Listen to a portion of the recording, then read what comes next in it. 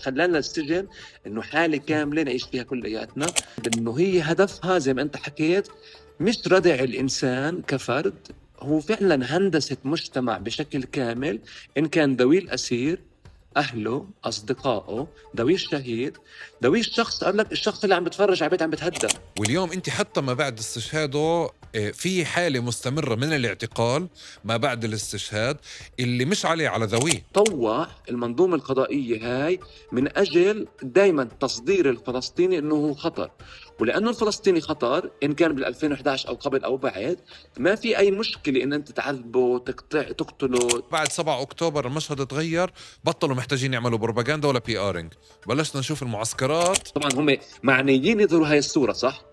اللي هون في إشي كمان زي ما كنا حكينا أنا وياك على التليفون، في إشي للمجتمع عم بتصدر. أنا باسل فراج، أنا أستاذ في جامعة بيرزيت وباحث.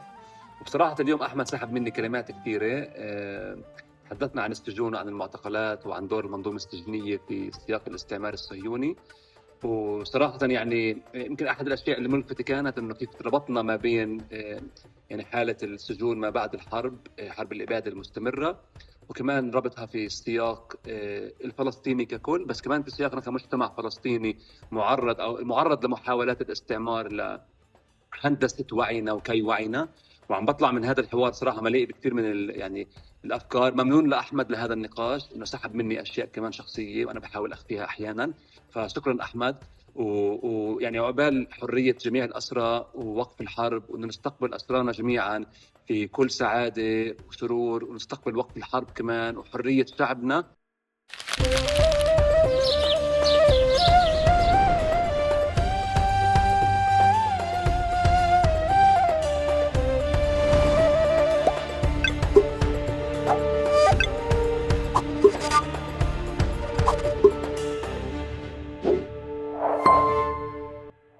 مرحبا وأهلا وسهلا فيكم في حلقة جديدة من بودكاست تقارب. معكم أنا أحمد البيقاوي وضيفي لليوم العزيز باسل فراج.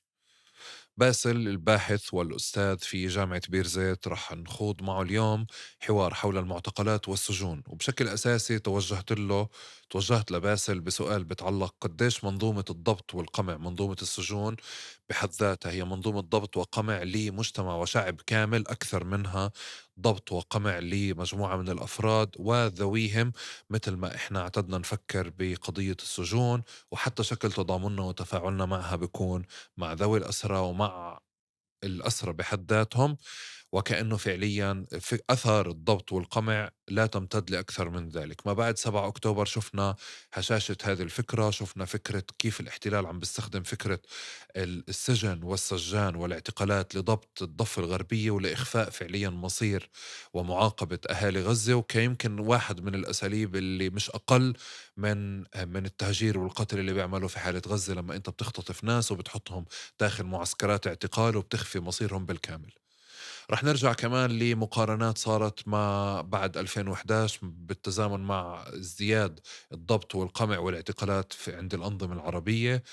طلعت على السطح مجموعة من المقارنات وقتها، في حينها كانت بتتخذ أو بتتعامل مع وجود الطب داخل المعتقلات الإسرائيلية أو القضاء على أنه امتياز وعلى أنه رفاهية مقارنة بالسجون العربية. ولكن اليوم ما بعد 7 أكتوبر بنشوف السجون هذه على حقيقتها، ضمن فكرة كيف الطب وكيف القضاء بشكل خاص هم جزء من هذه المنظومة الاستعمارية الأكبر وجزء من منظومة الضبط والقمع، وهم مش رفاهية على الإطلاق.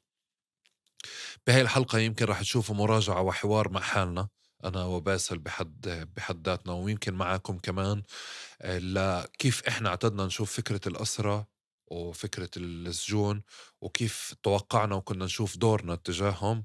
رح نرجع نشوف هذه الصور كلياتها بشكل مغاير تماما.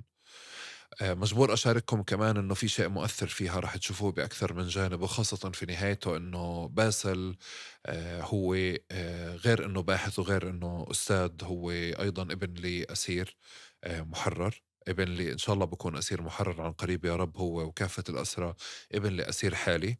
وبنشوف فعليا منخوض في نقاش كيف الادعاءات الموضوعية والحياد أو المهنية كيف بتستهدفنا لتحاول تنزعنا من إنسانيتنا ومن واقعنا، رغم أنه إحنا كلياتنا نتاج هذا الواقع بالكامل. بنهاية الحوار هذا رح نحكي شوي عن باسل لولا تجربة اعتقال والده، ورح نحكي عن والده اليوم شو كان ممكن يكون يومياته لولا تجربة اعتقاله اليوم. قبل ما نبلش الحلقة بدي أشكركم مقدما على مشاركتكم معي وإرسالكم لي أسئلتكم، أفكاركم، اقتراحاتكم للمواضيع والضيوف وكل شيء بخطر لكم. تقارب بفضل هذه المشاركة تحديدا دائما بكون أقرب لإلكم. شكرا على اشتراككم بقناة اليوتيوب، القنوات اللي قاعدين بتسمعونا منها، تفعيل زر الإشعارات، وبنفس الوقت مشاركتكم أي تقييمات أو تعليقات. شكرا أيضا لإلكم على استمرار دعمكم ودعمكم، وشكرا مقدما للي بده يدعم من جديد لاستمرار تقارب والاستثمار في محتواه من خلال الرابط اللي موجود في الوصف. وبهيك منبلش. اعطي بلش يعطيك يلا. موجات على التليفون بفلايت، وعملت وضعية طيران، بس أكد لي هدول. هيو هيك وضعية الطيران حلو لأنه مزبوط. أنت شخصية عامة بيجيلك نوتيفيكيشنز كتير. لا يا حبيبي، لا هيو ها هيو شغال اوكي. بس اسمع، مش رح نلحق. هو بس صوتي بسجل هيك ممتاز تمام جاهز. جاهز؟ خلص هذا احنا الفنجان بلشنا الثالث أصلا. احمد، انت حكيت لي الثاني. هذا الثالث. ليه طيب هالقد بتشرب الصبح قهوة؟ شايف لازم اغير هالعاده كثير. بس أنت بتدخن ولا لا؟ قطعته 7 شهور من 7 شهور. يعني، فمبسوط من الموضوع. وأنا بحس فاظن لك عم بعوض يعني. أول عادة بتتغير أصلا مع قطعة الدخان هي شرب القهوة الصبح، هيك بحس أنا. انا عندي زادت. والله بتعوض. ونصحت بعدها. صراحه كم كيلو يا غالي؟ يعني يمكن بين 5 ل10، بس هلا عم برجع شوي صغير للرياضه احمد. بسجل بلزم شهر حديدي، بعدين بفلت 2-3 وبرجع بسجل، بعمل حالي معجوق انه رجعت للرياضه، فاهم؟ نفس العاده، بفلت برجع بسجل هيك. بس احكي لي، اسمع هاي القصة، أنا صارت معي نفس الإشي. حسيت لما قطعت الدخان في يعني في كم كيلو قعدوا، بس مش قادر أعرف من وين إجوا. يعني هدول هم إنه الجسم طبعا صار طبعا. يستفيد أكتر من كل شي بناكله، ولا بطلنا نحرك، ولا صرنا نعوض بدل بزر وأكل وأبصر إيش وهيك، ولا شو؟ وانا هيك بتخيل هي الاخيره بنعوض احنا قاعدين بالضبط. انت هلا قاطع دخان أنا قاطع. ولا أنا رجعت؟ إلي لا إلي 5 سنين. طيب أنا ممتاز. إلي 5 سنين 6 سنين. والله. طيب آه. عقبال عنا ممتاز. لا سهلة على فكرة. واسمع انت بالمرحلة هسه هي احلى اشي بوضعية لما تصير تشم بزيادة. يعني تفتح عندك اشياء، راح حاسة الشم بتحس انه كانت مطفية. بس احمد بحب احكي لك هي يعني للاسف الشديد، بس الي كم من شهر مش عم بشم، يعني الشم راح ما بمزحش. معلم هاي كورونا مش انه قطع يعني الدخان.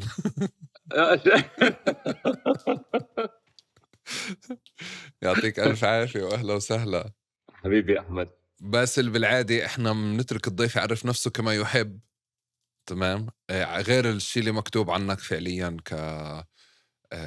يعني، او اعطينا السطر الممل، البايو الممل اللي انت معتاد تكرره فعليا، وبعدين عرفنا على حالك. تفضل، اهلا وسهلا. شكرا احمد. يعني انا يمكن بدي احاول ابتعد عن السطر الممل. بس انا يعني عائلتي من الليد، يعني والدي من مدينه الليد. طبعا تهجرت العائله في 48. امي من العسويه من القدس. في هذا الرابط يعني كمان يعني نص القدس نص مخيم الجرزون اللي هو المكان اللي نزحت له عائله والدي من مدينه الليد، يعني ابان النكبه. انا انولدت في القدس، ويعني عشت معظم حياتي في القدس. انا هلا حاليا استاذ في جامعه بيرزيت وباحث. آه، بشتغل بالتحديد على يعني على مواضيع متعلقه في السجون، في التعذيب، في العنف. يعني جزء منها بالضروره يمكن لانه كانت هيك الشيء العائلي كان مرتبط يعني كثير في السجون وفي التعذيب في مقاومه المنظومه السجنيه. بس في نفس الوقت كمان يمكن بنحكي عن هذا بعدين. بس في عندي كمان هيك شغل وتجارب في امريكا اللاتينيه.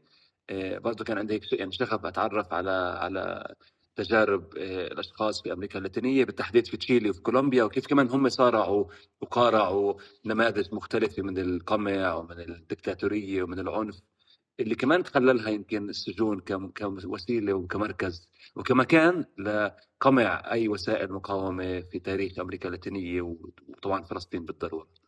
وانت فهيك بعرفش سكان حاولت ادمج بين الممل لا انت مرقت الممل بالنص، يعني هو فعليا هيك. اه هاي مهارات إعلامية. بس احكي لي، انت اصلا مقيم برام الله؟ يعني لا هو بالقدس مقيمين. اوكي. ودرست عشت نشأت برضو كله بين القدس ورام الله، بين القدس اكتر يعني؟ ب... اه بس بين القدس ورام الله اكثر يعني عائله والدي يعني في رام الله، فكنا نتنقل كثير. دراستي كانت يعني جزء منها في القدس، بعدين سحبت لي منها انا فطلعت درست درست برا في يعني عدة صف 11 و 12، عدة صف 11 بالتحديد. كان في منحة لكلية كليات تسمى في كليات العالم المتحد، فعملت سنتين، هذا كان في كندا، اليو دبليو سي. سنتين في كندا، وقدمت على جامعة وأنا برضو برا، فانقبلت أعطوني منحة لأمريكا، درست 4 سنين في أمريكا. بعدين الماجستير والدكتوراه في سويسرا، بس كنت دائما أجي يعني ما كانش منقطع يعني اه انت التواصل، انت بس لما أكيد لما فعليا. كنت في كندا كان منقطع بالضرورة. لا هو منقطع بتكون بزيادة، بس أنا بصير عندي فضول أعرف كل حدا فيكم كان عنده مسار طلع ورجع، يعني إنه خاصة الناس اللي مقيمة في البلد. بس بعتقد بحالة القدس أنتوا في عندكم أشياء لازم الواحد يقعد شخصي عشان تحكوا فيها، لأنه فعليا هاي موضوع ال6 شهور بتخليكوش تعترفوا بمسارات شخصية أو مخططات شخصية. ما- وفعليا عادي بالإعلام مزبوط. ممكن مز- بتبيعوا أنتم يعني مصلحة الضرائب الداخلية، هيك بتكونوا تحكوا فعليا. مزبوط. لا بس هو شوف يعني صراحة هو اكيد طبعا جزء من الموضوع يعني بالتحديد، بتخيل يعني موضوع المقدسيين بالتحديد والسفر هو شيء معقد جدا. انت عارف يعني بالسنوات الماضيه صار في، وهذا مش شيء جديد طبعا، بس في محاولات فعلا لنزع الاقامه للفلسطينيين المقيمين في القدس، يعني خاصه اذا حدا مثلا بيفكر يشتغل في الخارج او يكمل تعليمه وبقرر يستقر ويبني حياه برا، هذا يعني بالضروره رح يشكل تهديد على اقامته. بتعرف بسموه الصهاينه مركز الحياه، صح؟ انه لازم الانسان يثبت انه مركز حياته في مدينه القدس، وفي خلاف ذلك بتم نزع الهويه والاقامه من هذا الشخص. فاحنا اكيد يعني بتخيل المقدسيين دائما في هذا الهاجس في يعني في مخيلتنا، وين بدك تسكن، كيف، ليش، داخليه، وراء، تامين، كل هاي التفاصيل اللي بتفتحها اصلا الداخليه بشكل عام لحقك الطبيعي طبعا في وجودك في مدينتك يعني. ف يعني في بتخيل في روايتين، روايه اللي يعني انا بس هون بلكي احمد اذا بدي احكي لك عن هاي القصه. يعني انا بتذكر قبل اعتقال ابوي ب 2019، اعتقاده الاخير يعني المستمر هلا، يعني هو حكى انا كنت عم بدرس في الدكتوراه، فبحكي لي انه يعني انه اسمع هاي في فرصه، في وظيفه في البلد يعني جرب قدم وهيك. وابوي شخص ما يعني ما بيحكي كثير ولا بتدخل في قراراته الشخصيه. ايه. انا كنت في السنه الاولى من الدكتوراه، فبقول له يابا تمام انا يعني جد كان جاي بالي ارجع، يعني ما بدي اكمل، وزهقت الاكاديميه الغربيه اصلا والوجود في الجامعه برا وهيك حسيت حالي منعزل وعم بدرس موضوع متعلق في السجون. طب انا قاعد في يعني في جنيف وهيك، حسيت في نوع من الاغتراب اصلا يعني. بنحكي عن هذا بلكي قدام شوي بس. فبحكي ابوي بيقول لي يعني جرب في وظيفه هون بالبلد قدم عليها وهيك. حكيت يلا بجرب. وطبعا يعني وقتها هيك ما قدمت وحكيت لاصحابي اللي هناك انا خلص قررت ارجع على البلد وما بدي اكمل برا. وروحت فعلا يعني بال 2018 بشكل كامل. آه وزي ما انت حكيت لما كانوا يسالوني اصحابي شو تسوي انت اهبل، يعني شو ليش رجعت؟ انه انت يعني ضلك برا هناك رواتب وعندنا حياه وحريه.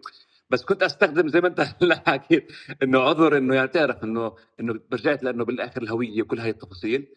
بس انه فعلا ما بندم احمد على هذا القرار، لانه يعني ومش بحاول اكون رومانسي، بس يعني تعلمت كثير اكثر من وجودي هذا المتنقل برا. بتخيل في هدول ال6 7 8 سنوات اللي كنت فيهم هون انا باسل بجرب بشكل كامل كل يعني. كل شيء ممكن ينسمع على انه كليشيه بجرب افككه، لاني بعرف فعليا انه قديش فكره العيش جوا او برا، هي لحدا عاش برا وشاف الامتيازات وشاف الراحه وقرر يعيش جوا البلد، يعني هذا قرار. وقرار فعليا كل فترة وفترة انت بتشعر انه فعليا زي كأنك بدك بتصير تحت اختبار اضافي، انه هل انت متأكد، يعني ما ندمتش او ندمت، فطوال الوقت بكون في احداث. بس عادة كيف بنسى مع الإشي إنه أنا تركت برا ودخلت جوا البلد، بنحكى بهذا الشكل، فبنسى مع مثل كتير أشياء. بالمناسبة نقاشنا رح ياخدنا لنفس الشكل لما اتصلت عليك على فكرة الحركة الأسيرة، إنه الناس تكتفي فعليا بإنه ما شاء الله الفلسطينيين بيطلعوا بيتعلموا برا وبرجعوا هيهم قاعدين جوا يعني، وأصحابك هيك بشوفوك. ونفس نظرتنا لفكرة الحركة الأسيرة يعني كمان. بس الكل انت بحالة كل فلسطيني اكل كف اللي عمله فلسطيني، كف جامد ببدايات حياته اللي خلاه يشتبك مع فلسطينيته اكتر، ما تكونش مجرد يعني فلسطينية رومانسية. وانا بعتقد انه حتى الموضوع اللي انت عامله، بفترض يعني عنك انه الموضوع اللي انت عامله يعني بعرفك كحدا فعليا مختار موضوع مش ترندي كفاية، يعني بقدر ما انه في جزء من يمكن سياق اشتباك ما او قصة ما. فاذا بدي ارجعك لذاكرتك الاولى فعليا، من وين منبلش؟ شوف أحمد، هذا يعني في أكثر من مكان، بس بتخيل أكثر إشي بتذكره وبدي أرجع شوي للطفولة، مع إنه دائما زوجتي بتحكي لي أنت عندك في وقت هيك فارغ ناقص عندك، تتذكرش في أي شيء من طفولتك، لأنه فعلا بس بتذكر يعني بيكونوا بيحكوا أصدقائنا عن تعرف مسلسلات الأطفال وسبيس تون وهي الأشياء، أنا ما بتذكر ولا إشي عنها يعني. وهلا بقول لك ليش، بس لانه بس بتذكر يعني الجيش وهو بدور على ابوي واحنا صغار، وامي بتنقل فينا من يعني بيت ستي في العسويه لهذا المكان لهذا المكان، وبس نرجع على بيت اهلي اللي كان يعني والدي ساكن فيه، آه، بيت في رام الله يعني. لاقي البيت هذا اكثر مره كان يتكرر، هذا في الاجتياح في 2002. البيت باب البيت مفجر، مفتوح يعني مكتوب على الارض الباب، جوا ندخل على الدار، كان دار كنكون صغيره يعني كل شيء فوق بعضه، وانا واخوي بس بندور على العابنا. فهاي الاشي اللي يعني لما افكر في الطفوله او في الحدث الاول ربما اللي فعلا اكتشفت فيه قمع هاي المنظومه يعني السجنيه والصهيونيه والاستعماريه. آم، بتذكر هاي المشاهد من طفولتي، اللي طبعا بالضروره احنا يمكن جزء من نضالنا احنا نمحي هاي التفاصيل. مزبوط ان الطفل يقدر فعلا يعني ينشئ في حياه مختلفه. وبتذكر كمان وانا واقف على الشباك، وهي احمد عن جد مش ما بتنزح من ذاكرتي، برضه شباك هذا البيت الصغير، انا ماسك الدرابزين الحمايه، وبطلع اللي في دبابه ماشيه هيك على الشارع، في سياره ابوي تاعت الشغل بتطلع على السياره، جنبها سياره تانية بترفعها بتنزلها وبتكمل، بعدين بتصف قبال البيت والفوهة الدبابة مصوبة باتجاه البيت. فهاي المشاهد ربما يعني من صغر يعني من وانا يعني كنت يمكن 9 سنوات 10 سنوات، هي اللي بتخيل تركت لي هذا الاثر يعني الاول، او الاحتكاك الاول اللي ما كانش فعلا مباشر بس هو مباشر بنفس الوقت، عارف. وهذا فكره الغياب الاب بتخيل من طفولتي كانت احد يعني الاشياء اللي اثرت فيي كثير، يعني بالبدايه طبعا عاطفيا لحد الان ربما، بس كمان اللي شكلت وعيي. شكلت وعي زيارات السجين مثلا. احنا كنا دائما يعني والدي كان معتقل من 94 وطالع من وقت ما جابنا ويعني طالع، بس هاي الزيارات يعني برضه بشكل غير مباشر ومباشر هي اللي شكلت نوع من يعني كيف انت وصفته الكف، بس بطريقة هيك بتحسها بجسدك من عنف، ظلم، قمع، عصبية. آه، فكرة انك توقف وتتبع كمان هيك مراحل الحركة الأسير، يعني في البداية من خلال شبك وتدخل إصبعك تلمس الأسير تسلم عليه، بعدين فجأة بعد سنوات الشبك بيختفي، بصير في أزاز، بصير في تليفون. في الماضي كانت تعرف يعني مختلف، حتى طبيعة المنظومة القمعية نفسها مختلفة، بس تتبعنا لإلها أو أنا يعني وأنا صغير زي ما بتخيل كمان الأسرى أو أهالي الأسرى الآخرين، بالنسبة لي هي اللي شكلت وعي الأول بتخيل في سياق يعني علاقتنا مع المحتل. مش طبعا بسياق الشيء الشخصي فقط غياب الاب، بس بقدر ما هو يعني ملامستنا كاطفال لشيء سلب منا شيء واحنا مش فاهمينه كمان، يعني ما بتفهم فعلا ايش اللي عم بيسلب منك الاحتلال وانت صغير. يعني ان كان ما بعرف العابك، تفجير البيت، ان كان 4 ساعات للطريق بتصحى على الساعه 3:30 عشان توصل سجن النقب وانت صغير مثلا. بس هاي التفاصيل الصغيره بتخيل هي اللي كانت ودتني يعني يمكن لهذا المكان اللي انا يعني انغمست فيه في دراسه هاي الامور بطريقه يعني شوي فكريه ومشتبكه نوعا ما، يعني على الاقل او بحاول تكون هيك يعني من طفولتي. بس وأنت بلشت توعى إنه يعني تعيد تعريف أو تراجع طفولتك بالشكل اللي بتحكي عنه؟ بصراحة جديد هذا يعني هي لسه محاولات، هي يعني زوجتي بتحاول فعلا ضلت تحكي لي إنه في فراغ ناقص من ذاكرتك، لازم يعني تشوف ليش. وأنا فعلا أحمد هذا يمكن يعني وبسمعك هلا عم بفكر فيه بتخيل، لأنه يعني بحاول أمحي ما أفكر فيه. بس فعلا إنه كل التفاصيل اللي بتذكرها من يعني من صغري، ويمكن كمان جزء منه عشان إحنا عائلة صغيرة، انا كنت مفروض الكبير يعني، واخوي اصغر مني بسنه مش هالقد فرق، بس يعني فماحي جزء من هاي الطفوله وحاطط محله ربما يعني شيء اللي هو هذا الجانب يعني العنيف. عشان افهم كيف نشأت يمكن بهذا الشكل، او كيف ليش بفكر بهذه الطريقه، او ليش بشوف الاشياء بهذا الشكل.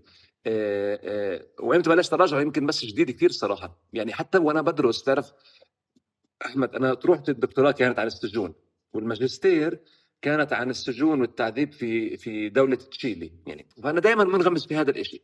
ومره حدا بيسالني طب انت يعني تعاملت مع هاي الاشياء، يعني فكرت فيها خارج سياق الإشي الاكاديمي، يعني تعرف انه خارج الكتاب وخارج محاوله كتابتك عن هاي الامور اللي هي اصلا شخصيه كمان، مش بس يعني إشي بحث عم بقرا عنه، يعني إشي لمسني وما يزال بلمسني بلمس اصدقائي المعتقلين وما الى ذلك.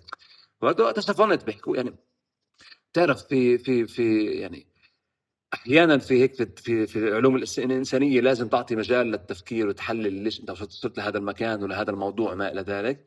فانا صفنت فكرت انه انا ما فكرت في هذا الشيء، وكاني متشربته كجزء يعني مركزي من تجربتي الشخصيه. ولهلا بتخيل لسه عم بتعامل معاه الصراحه، انه يعني مش مدرك تماما إيه، او مش انه مش مدرك، انه بتخيل في حاجه اني افكفك علاقتي مع هذا الموضوع، يعني شخصيا بحثيا اكاديميا ومعرفيا، بس بنفس الوقت كمان كيف انا يعني نشأت من خلاله بتخيل.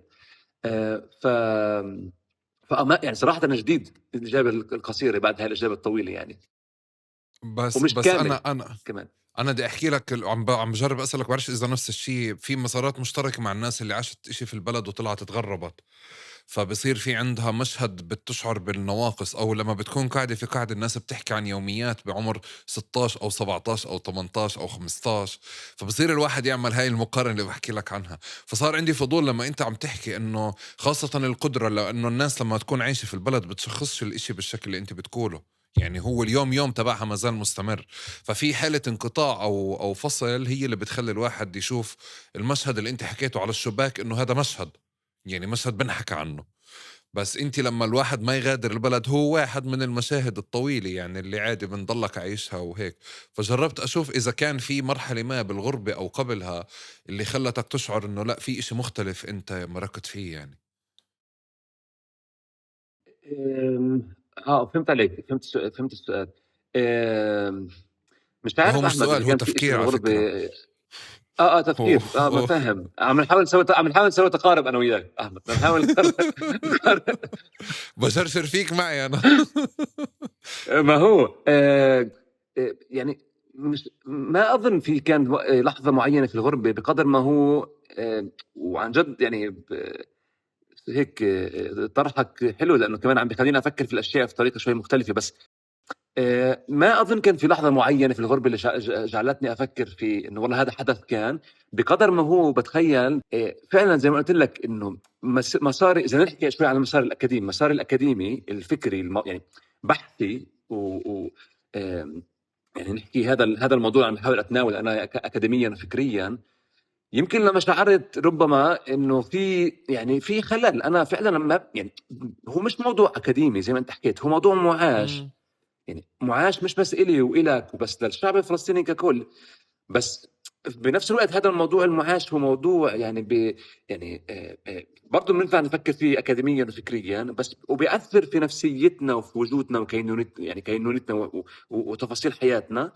آم، اللي يمكن في مرحلة ما بس مش قادر فعلا أفكر إمتى، بس شعرت إنه يعني لازم أفكر فيه مش بس كتجربه شخصيه. وللعلم احمد انا كل ما اكتب عن هذا الموضوع جديد جدا، يعني في عندي هذا التصارع دائما والتناقض ما بين اكتب عن التجربه الشخصيه وما بين اكون هيك بتعرف اطرح نفسي كاكاديمي، والله يعني بتعرف محايد وبتطرح اشياء موضوعيه وما الى ذلك. ولهلا بشعر في نوع من هذا التناقض والتضارب نوعا ما وانا بكتب، انه قديش بدي احط من الشيء الشخصي، ويمكن لانه انا لهلا ما حلت هاي الاشكاليات بتخيل، وما تعاملت معها كمان تماما بفكر.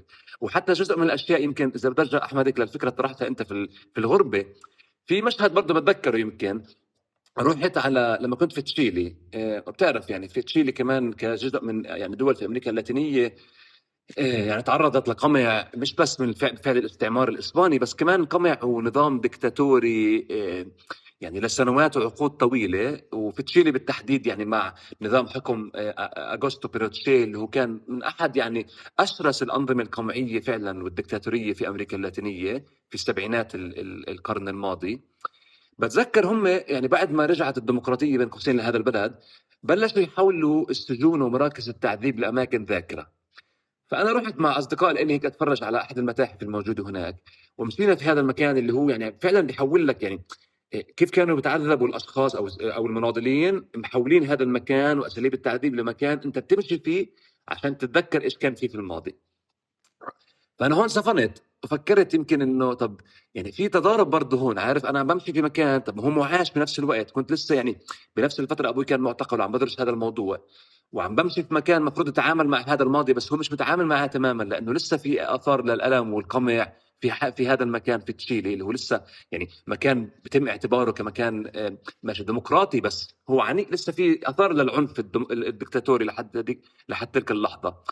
فوقتها يمكن هيك بلشت افكر في هاي الاسئله بطريقه مختلفه كمان، انه كيف انا بدي اتعامل مع هاي الذكريات وهاي التفاصيل بسياق اوسع من سياق فلسطين كمان. ربما احمد اللي هو كمان مشكل لي هالاسئله بطريقه مختلفه شوي، اللي هو فلسطين صح مكان مهم ومميز ومعقد وعنيف، بس كمان في علاقات وترابط ما بين العنف اللي احنا من مارسه. وذاكرتي هاي قدام الشباك، هيها وراي مش مبينه يمكن، بس في احد اللوحات هون مش مبين للاسف، بس هذا سجن هديه من صديقه، بس سجن في تشيلي يعني صورته اللي نفس الاساليب التعذيب ونفس القمع ونفس الذكريات، انهم اصدقائي كمان كانوا ابناء لمناضلين في تشيلي، يعني بيحكوا نفس القصص كانوا عارف وبمر بنفس التجارب، اللي بخليك تفكر كمان يمكن بطرحك بطريقه مختلفه شوي، صح؟ انه كيف احنا ممكن نفكر في هاي التفاصيل كنوع من يعني تقارب مختلف نوعا ما، اللي بيخلينا نشوف نضالنا كنضال مشترك اللي كمان الاحتلال حاول يمحيه من خلال يعني صهر وعينا وكي وعينا. وهون في تاريخ طويل لهاي للعنف وللمقاومه بتخيل في هاي الاماكن المختلفه. انا نطيت على الموضوع طبعا، هذا عندي هذا يعني لا لا، براحتك براحتك، ولا بعذرك ولا إشي. انت فعليا ما فيش اي قواعد يعني مطلقا يعني وبالعادة حتى بكون احكي زي ما قلت لك انه احنا بجوز نكون متفقين على موضوع ولكن احنا بنحكي بموضوع تاني يعني طبعا انه تمام. بس وانت قاعد بتحكي عن المعتقلات بتشيلي، خطر لي القضية لما كنت بتنزانيا، المعتقلات اللي معتقلات العبيد اللي في تنزانيا. فأنت بتدخل يعني كمان بنفس المنطق اللي أنت قاعد بتحكي فيه بحالة المتحفية اللي موجودة. أنا ما شعرت إنه أنا قاعد بتفرج على إشي اللي هو ما يعني ما شعرتش إنه أنا قاعد بتطلع على أشياء منزوعة يعني مجردة، إنه ما فيش فيها روح، بقدر ما إنه قادر بتخيل إنه لما كانوا بيشرحوا هيك كانوا بربطوهم من إجرهم وبحطوهم من هون. أنت في عندك ذاكرة فاعلة لساتها موجودة، بتقدر ترجع وتربطها بالواقع اللي موجودين اللي عايشين فيه. وبعتقد كمان من مكان تاني إنه يعني على فكرة كتير هاي بكون عندي كتير فضول على مزارات الغربة، لأنه كمان من محل بنكونش شايفين أثرها الإيجابي بالتمسك بالقضية يعني هيك. ومن مكان تاني في برلين لما بتروح على تشارلي تشيك بوينت اللي هي المفروض القصة الكبيرة يعني، فأنت بتروح هناك هي بالنسبة لناس تاني موجودة عبارة عن يمكن 2 متر مع صورة كبيرة لواحد اسمه تشارلي. بس إذا أنت جاي محمل بفكرة جدار ولا حاجز ولا سجن وبتتعاطى مع هذه الأشياء، في دافع موجود جواك أنت ما فيك تفصله. يعني. وبعتقد انت مشكلتك مش مشكلة دجون ولا اشي شخصي ولا طفولي ولا كذا، انا بعتقد مشكلتك مشكلة الاكاديمية يعني، اللي هي اليوم بتكون انت بصراع بدك تسأل السؤال اللي انت عم بتعيشه ولا بدك تسأل السؤال وتشتغل بالنظرية اكتر يعني. لا طبعا هذا كان جزء من الاسباب اللي يعني بالاضافه للست شهور اللي حكيت عنهم احمد، بس جزء من الاسباب اللي خلتني يعني او يعني دفعتني اني اروح فعلا هو هذا الشيء انه يعني دور الاكاديميا احيانا كيف تحاول بمرحله ما اذا انت ما بتكون واعي ومدرك بتحاول تفصلك عن الواقع، مش بس من خلال يعني دفعك للتفكير في طرق معينة أو آليات بحث معينة، والله تعرف السعي باتجاه الموضوعية وما إلى ذلك، بس كمان لأنها يعني كمنظومة كأي منظومة أخرى بتخيل اللي من ضمنها السجن يمكن يعني أي منظومة أو أي مكان آخر، الأكاديمية كمان بتحاول يعني تشكلك في طريقة معينة، إذا أنت ما بتكون منتبه لهذا الإشي يعني أحيانا ممكن فعلا تحيد عن نضالك أو حتى عن مبادئك السياسية. وأنا يمكن الجزء من أنا في تجربتي الشخصية بتخيل وجودي في سويسرا اللي يعني بتعرف هذا المكان بضل أحكي لأصدقائي مكان كنت بدرس في جنيفا إنه مكان مصفط يعني كل شيء حلو ومرتب. طبعا في مكان اللي تعرف اللي مش مصفط يعني زي أي مكان آخر صح، في مكان بيكون بعد الضواحي الصغيرة اللي بتلاقي الشرطة بتكون على محاذاتها أو قريبة منها ومستعدة بكل الوقت يعني تهجم. بس بشكل عام ككل تعطيك هذا الانطباع انه كل شيء مريح، الناس بتنام على الساعه وبتكون الشوارع فاضيه على الساعه 9 9 ونص 10 فاضيه، الناس بيصحوا بدري وفي هيك رواتب وشغل وهذا جعلني خلاني احس عن جد في نوع من يعني هيك يعني الحيره انه انا ما كنت بدي اكون في هيك مكان، وغير انه شعرت انه كمان الاكاديميه الغربيه وهون بتخيل بالتحديد بعد وهذا مش عشان احط 7 10 كمكان كمان كوقت يعني فاصل، بس انه الحرب كمان كشفت الحرب الحاليه كمان كشفت يعني اشياء للكل بتخيل من ضمنها كمان يعني شعبنا، انه فعلا في احيانا مهم الواحد يفكر انه ايش وين هو موجود، ايش عم بيقدم. هذا مش معناه انه في احقيه او يعني انه والله كل شخص لازم يعني يعود لفلسطين، في كمان ظروف معينه، بس بنفس الوقت انه فعلا وجودنا هون وافكارنا ان كنا نسميها اكاديمياتنا بطريقه او باخرى كمان هي مكان الاحتلال بيحاول يشكله بطريقه معينه، مش بس الاحتلال بس كمان كل انظمه القمع المختلفه. وجزء من صراعنا بتخيل انه احنا نعيد تشكيل انماط المعرفه اللي بنصدرها ونحارب هاي الانماط الغربيه اللي احنا شفنا وما زلنا بنشوف، اللي هي ما زالت بترفع في الم ويمكن مأساة شعوب في مقابل أو مجتمعات في مقابل مجتمعات وشعوب أخرى. وبهذا المنطق الاستعماري كمان الفلسطيني ألمه لا يعني مش مهم. وأنا لعلم مرة في موقف صار معي أحمد في الجامعة بتذكر بنساهوش، هذا كان في أنا درست في برنامج دكتوراه يعني برنامج دكتوراه علم اجتماع علم الإنسان، فكنا بأول سنة مطلوب ناخذ مساقات، فأحد المساقات هو كان مدخل يعني للنظريات ومطلوب منا نسوي زي مقترح بحث. فانا كتبت مقترح البحث تاعي وبحكي فيه انا بدي ادرس يعني السجون او يعني كان تعرف شيء اولي كان السجون الاسرائيليه وكيف تغيرت اساليب القمع والتعذيب داخل السجون على مدار السنين. فاستاذتي بتسالني انه ليش انت يعني انت ما فكرت في هذا الموضوع او ليش فكرت في هذا الموضوع وكيف ممكن تتاكد انه انت كفلسطيني، ما بعرف كيف كانت عارفه انه في عندي تجربه شخصيه مع عائلتي، يمكن احد اصدقائي كان حاكي ما بعرف. فتقول لي حدا يعني انت كحدا فلسطيني وكشخص يعني يعني ايش كان المصطلح انه مرتبط نوعا ما شخصيا في هذا الموضوع، كيف ممكن تضمن انه بحثك يكون فعلا اكاديمي؟ فانا اوكي. وبنفس الحصه سال في زميل لإلي من سويسرا، هو كان عم بدرس شيء في افغانستان، يعني ناسي بالضبط الموضوع بالتحديد، بس اذا بتذكر هيك شوي كان شيء مهاجر متعلق في المهاجرين من افغانستان لسويسرا، وهو عنده رحلات ميدانيه على افغانستان. وانا بتذكر انا صافن لانه ما انسال هذا السؤال بتاتا انه طب علاقتك انت في الموضوع ولا كشخص جاي من هذا المكان، ما انسال تماما. اما انا توجه لي هذا السؤال انه هون في شيء في اشكاليه، انه انت بالتحديد كفلسطيني تدرس موضوع زي هيك. وهي واجهتها كثير وانا عم بدرس كمان في الاكاديميه ربما الغربيه تسميها بهذا الشكل، يعني طبعا تحت كثير خطوط لانه لازم كان مشكل هذا الشيء. جزء من يعني من اشكاليتي زي ما انت حكيت هي هذا، انه شعرت في نوع من الاغتراب وانا هناك، وهذا السؤال الإجابة على سؤال إنه كيف إحنا ممكن كمان ننتج معرفة ما تكون منعزلة عن واقعنا، ومش معرفة بس من أجل المعرفة.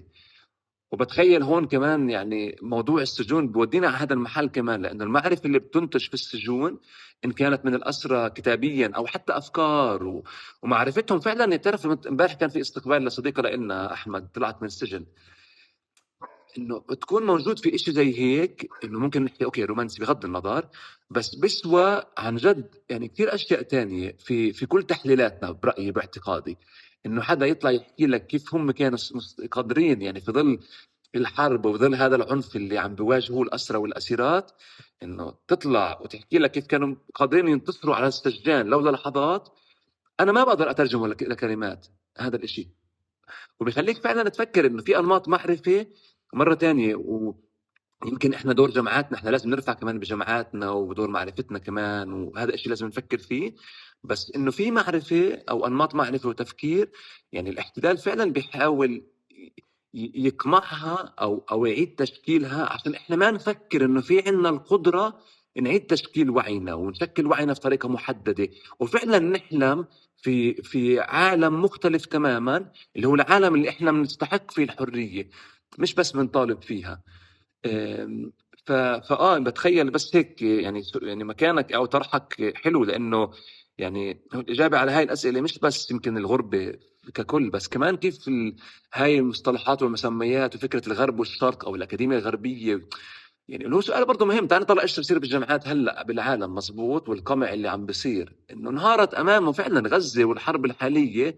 يعني هي مش بس عرت، احنا كنا عارفين هاي الاشياء، بس هي يعني جعلت كل هاي المنظومة القيمية بين قوسين تتعرى، لانه فعلا ما في العالم قائم على هذا الفصل ما بين يعني من يشبهوننا احنا ان كان عرقيا او فكريا او نضاليا، وما بين هاي النخب المسيطرة اللي احنا تعتبرنا وكانت وما زالت تعتبرنا انه احنا يعني تهديد وجودي زي ما بيستخدم مم. الاحتلال الامني المنطقة والجمهور او للعالم ككل. أنا بس يمكن يعني بفكر بشكل مغاير بقضية الأكاديمية الغربية والعربية والشرقية والمسميات هاي، لأنه أصلا يعني بعتبر أنه في إشي عابر هون على مستوى دور النشر، على مستوى الجامعات، على مستوى يعني منطق العمل بحد ذاته. بطل في الفاصل أو الشيء الفاصل اللي ممكن نحكيه بين جامعة أمريكية جامعة بريطانية وجامعة عربية. يعني إذا بالآخر فعليا أنت المراد تبعك أنك تنشر في هذه المجلة المحكمة اللي بتفرض عليك 1 2 3 4 من القواعد. بس أنا بحس ما بعد 7 أكتوبر، وهذا بحث رح يضل موجود يعني، بس نبلش نشوف إنتاجات جديدة لباحثين ما بعد 7 أكتوبر، إنه شكل طرح الأسئلة باسل أكتر. يعني أنت طوال الوقت لما كنت ما قبل اللحظات هاي كنت أشعر إنه عندي أصحاب كتير بخوض معهم نقاشات، إنه أنت ليه بتطلع تشتغل بمصر؟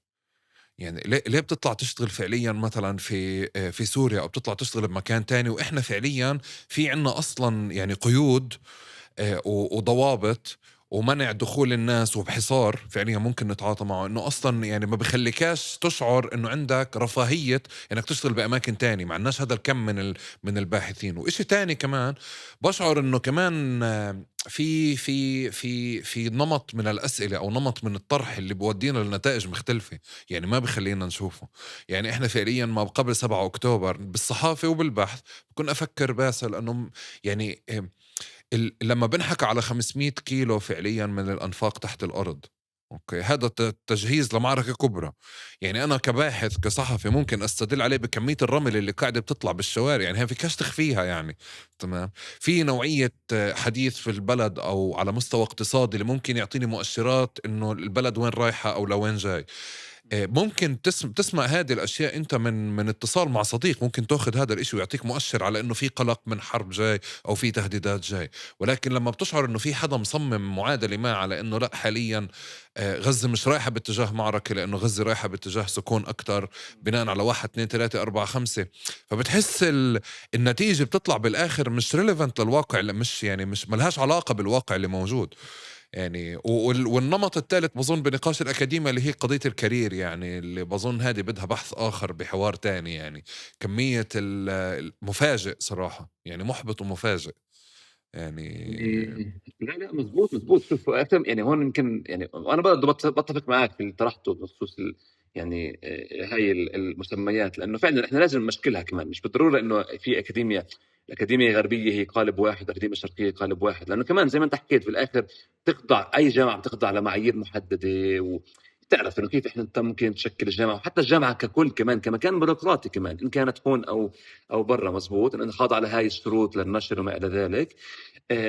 بس كمان يمكن انت حكيته احمد انه يعني، وهذا مهم نفكر فيه ان كان في موضوع السجون مثلا. وانا هذا يعني بتخيل اي باحث او اي شخص بدرس هاي المواضيع كمان بفكر فيها، ومهم نفكر فيها ك يعني على المستوى الفردي والجمعي كمان، انه ايش الهدف من معرفتنا. مزبوط انه يعني انت هلا طرحت هاي الامثله المختلفه عن يعني كيف بتقرا الواقع السياسي مثلا او الاقتصادي، انه بتقرا بتحلل هلا انه والله السلطه الفلسطينيه على حافه الانهيار. بعرف هذا الحدث هلا كثير عم بنطرح في الاخبار، صح؟ تفتح الاخبار وبتشوف نفس الشيء. بس التحليل شيء بتخيل، وين بصب التحليل شيء ثاني. يعني ايش الهدف؟ وهون يمكن 17 فعلا، وانا كل ما احكي هذا الشيء بكون مدرك كمان انه يعني اكيد هي لحظه حاسمه في تاريخنا الفلسطيني، بس مش الوحيده. ومهم كمان احنا ندرك هذا الشيء، احنا كمان احنا كذوات يعني كاشخاص احنا مبنيين بناء على تاريخ نضالي طويل كمان. يعني وعينا الجمعي انبنى يعني من سنوات طويله بتخيل، من الفكر ومن المعركه والمعارك مع الاحتلال.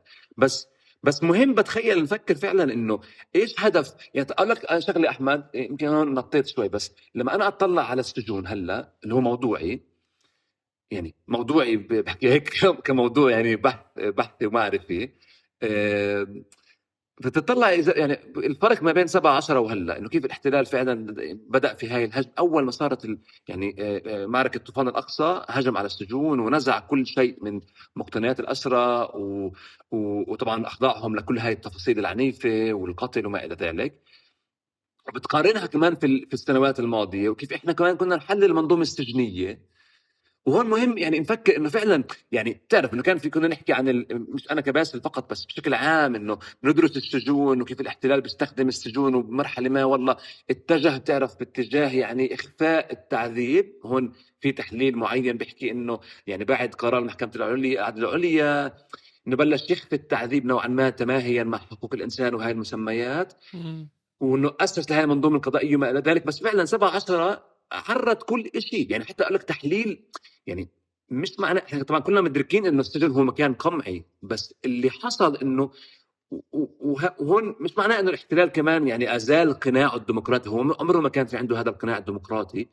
بس انه فعلا في حدث تاريخي زي 17 هذا الاستعمار عاد يمكن انتاج اساليبه اللي بيعرفها حق المعرفي اللي هي العنف المباشر. واحنا مهم نفكر انه كل اهدافنا المعرفيه ان كانت مثلا لدراسه ليش السلطه بدها تنهار، او زي ما انت حكيت اي تحليل اقتصادي اخر، او السجون، مفروض تصب في تحليل لفهم باعتقادي فعلا ايش الاهداف اللي بيسعى لها الاحتلال من خلال هذا العنف، ان كان في السجون او خارج السجون. لانه احنا اذا بدنا نفكر في مشروع تحرر يا احمد هون بتقديري يعني اليوم او قبل 100 سنه او كمان 100 سنه، لازم كمان اهدافنا المعرفيه تكون تصب في هذا المكان. انا كيف بدي اجي احارب الاستعمار واحرر كمان عقلي من اللي كان بيسميه الشهيد وليد دقه في سهر الوعي. وهون بتخيل جد انه هون في إشي يعني جدا مهم نفكر فيه، ان كان كباحثين او كصحفيين او بغض النظر، انه معرفتنا هون في ظل سياق استعماري هي مش إشي محايد، مش المفروض يكون محايد ولا موضوعي. برايي انه هون في اشتباك مباشر مع الاحتلال، واذا هي ما بتصب في فهم هذا الواقع الاستعماري في اشكاليه. وهون مش معناه ادواتنا بتختلف ربما، صح؟ يعني بعد 17 زي ما انت حكيت كمان الاشي يعني كلياتنا هيك. يعني شوف هالباراشوت اللي نازل من غزة، مزبوط. يعني ما حد كان يفكر هيك فعلا. بفكر كمان انه يعني ارادتنا بس هاي المشاهد بحد ذاتها كمان يعني ومهم كمان نوقف قدامها ونحكي انه يعني كمان حتى احنا يعني انا يعني لما اطلعت عليها تعرف حتى الاخبار زي الاخرين بضلك ساعات بتفكر انه كل شيء تحليل مش مهم بصفي قدام هاي المشاهد.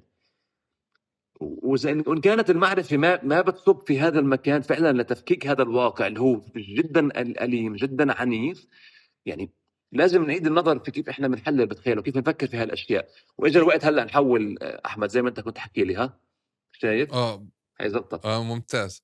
بس إيش رجّعها على شو اسمه، رجّعها على الpod نفسها، على الحافظ تاعها، عشان عشان تشحن. إمم. عشان تشحن وعشان المايك بضل شغّال لمّا تفصلها يا غالي. أنا قُلت لك هدول ما باستخدمهم، فقُلت لك لمّا قُلت لي جيب سماعة حكيت مع صديقي وجبتهم اليوم الصبح. ف خلاص بس نلتقي إلك هدية، عندي سماعة.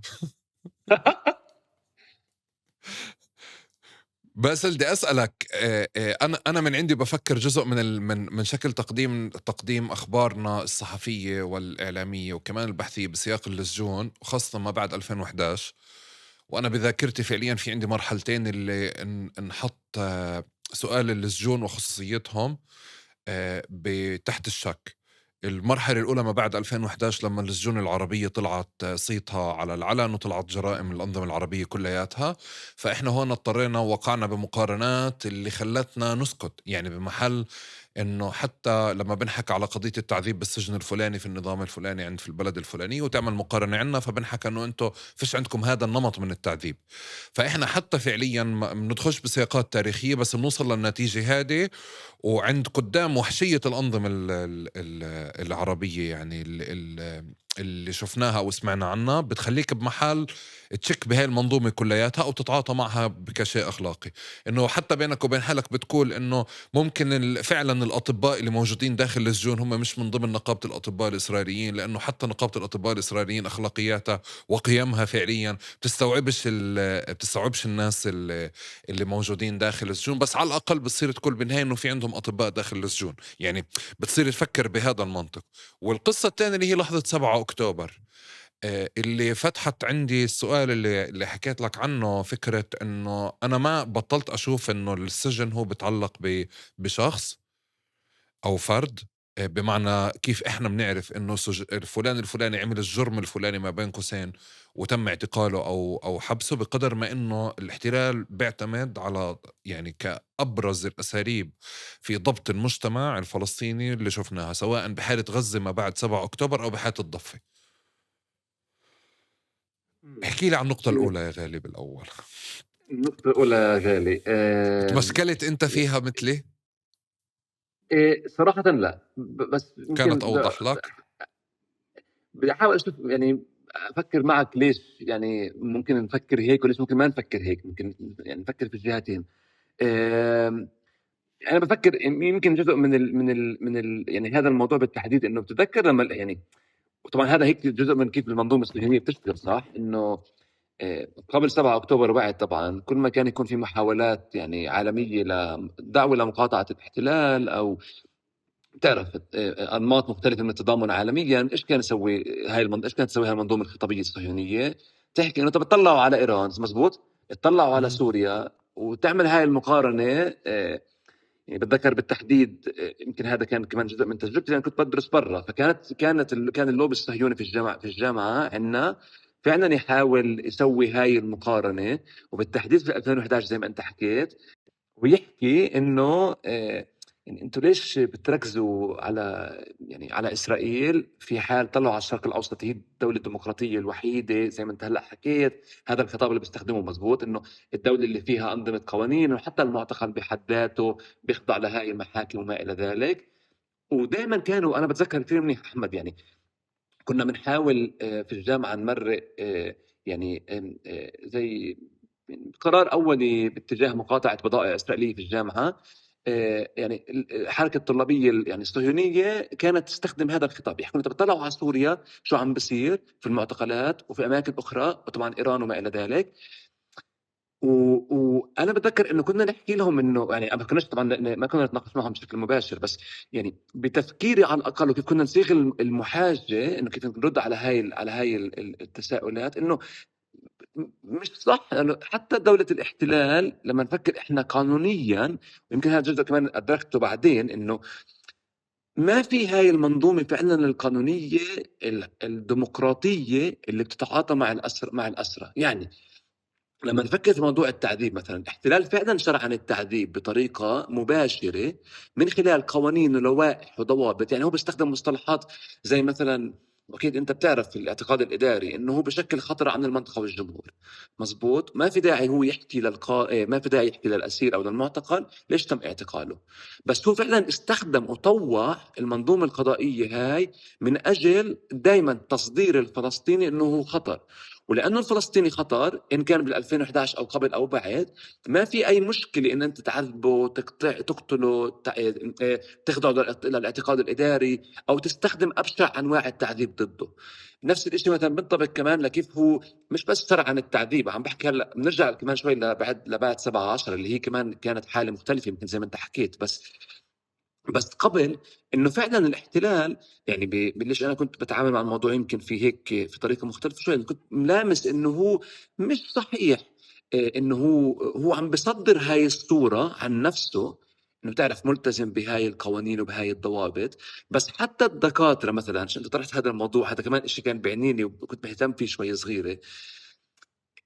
في غرف التحقيق بيكون موجود هذا الدكتور اللي هو طبعا الاحتلال، تعرف زي ما انت حكيت انه بتظاهر وبيحكي انه احنا في مقابل مثلا عنف دولة عربية فلانية على سبيل المثال، احنا لا بناخذ الاسير بس يتم تعذيبه، بناخذه على الطبيب، بيكون في طبيب موجود في غرف التحقيق. بس هدول يعني في قراءتي وفي بحثي هم جزء من نقابة الأطباء.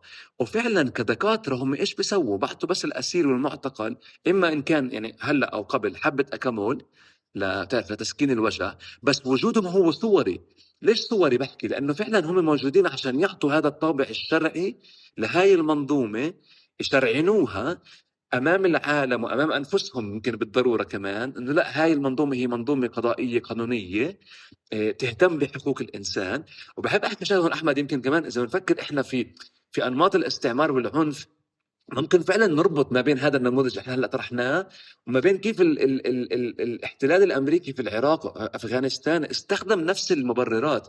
اذا بنتذكر يعني وقت غوانتانامو مثلا، كان بيحكي ما احنا في اطباء موجودين، واستخدم كل هاي التحايلات القانونيه، تعرف سمى مقاتل غير شرعي اللي لاحقا طبعا يعني الاحتلال الاسرائيلي استخدم نفس المسمى لاسرى لبنان واسرى غزه قبل الحرب برضو الحاليه في العراق في افغانستان، اللي استخدم كمان طوع هاي المنظومه القضائيه كلياتها عشان يصور العربي ان كان في حاله الحرب على الارهاب بين قوسين انه هو خطر. فعادي انا اجي احاربه باي طريقه، وكان قادر كان قادر يمكن للخطاب العالمي انه يصدر هذا الخطاب اللي بيحكي انه انا لا، بتعرفوا انا ملتزم بالقانون. ومره بتذكر يعني في احد القراءات جورج بوش بيحكي انه في حدا صحفي بيساله انه طب يعني انتوا بتعرفوا اللي عم بتسووه مثلا في غوانتانامو وابو غريب هو مخالف للقانون الدولي. فقال لهم اسمع، هلا بخلي المحامي تاعي يحكي معكم، ما تقلقوا. لانه كانوا لهالقد متمسكين من قدرتهم على مش التحايل، هو بتخيل تطويع واستخدام المنظومه القانونيه في طريقه معينه اللي فعلا زي ما انت حكيت احمد خلتنا يعني تبرز نفسها كانها ملتزمه في القانون، مع انه في الواقع هي يعني باعتقادي أسوأ. ان كان، وهنا مهم كمان احنا نمشكل هذا الشيء طبعا، لانه فعلا في قمع وفي تعذيب في السجون العربيه كثير، وربما بيساوي التعذيب في السجون الصهيونيه للاسف. يعني وهون بتخيل في يعني في كتابات الأسرى العرب، يعني في أدب السجون العربي في روايات يعني عديدة بتحكي عن أساليب التعذيب، الفلقة مثلا والدولاب اللي كانوا بيستخدموه اللي بيضعوا فيه الأسير في يعني على شكل عجل. يعني هاي أشياء صعب الإنسان يتخيلها مزبوط.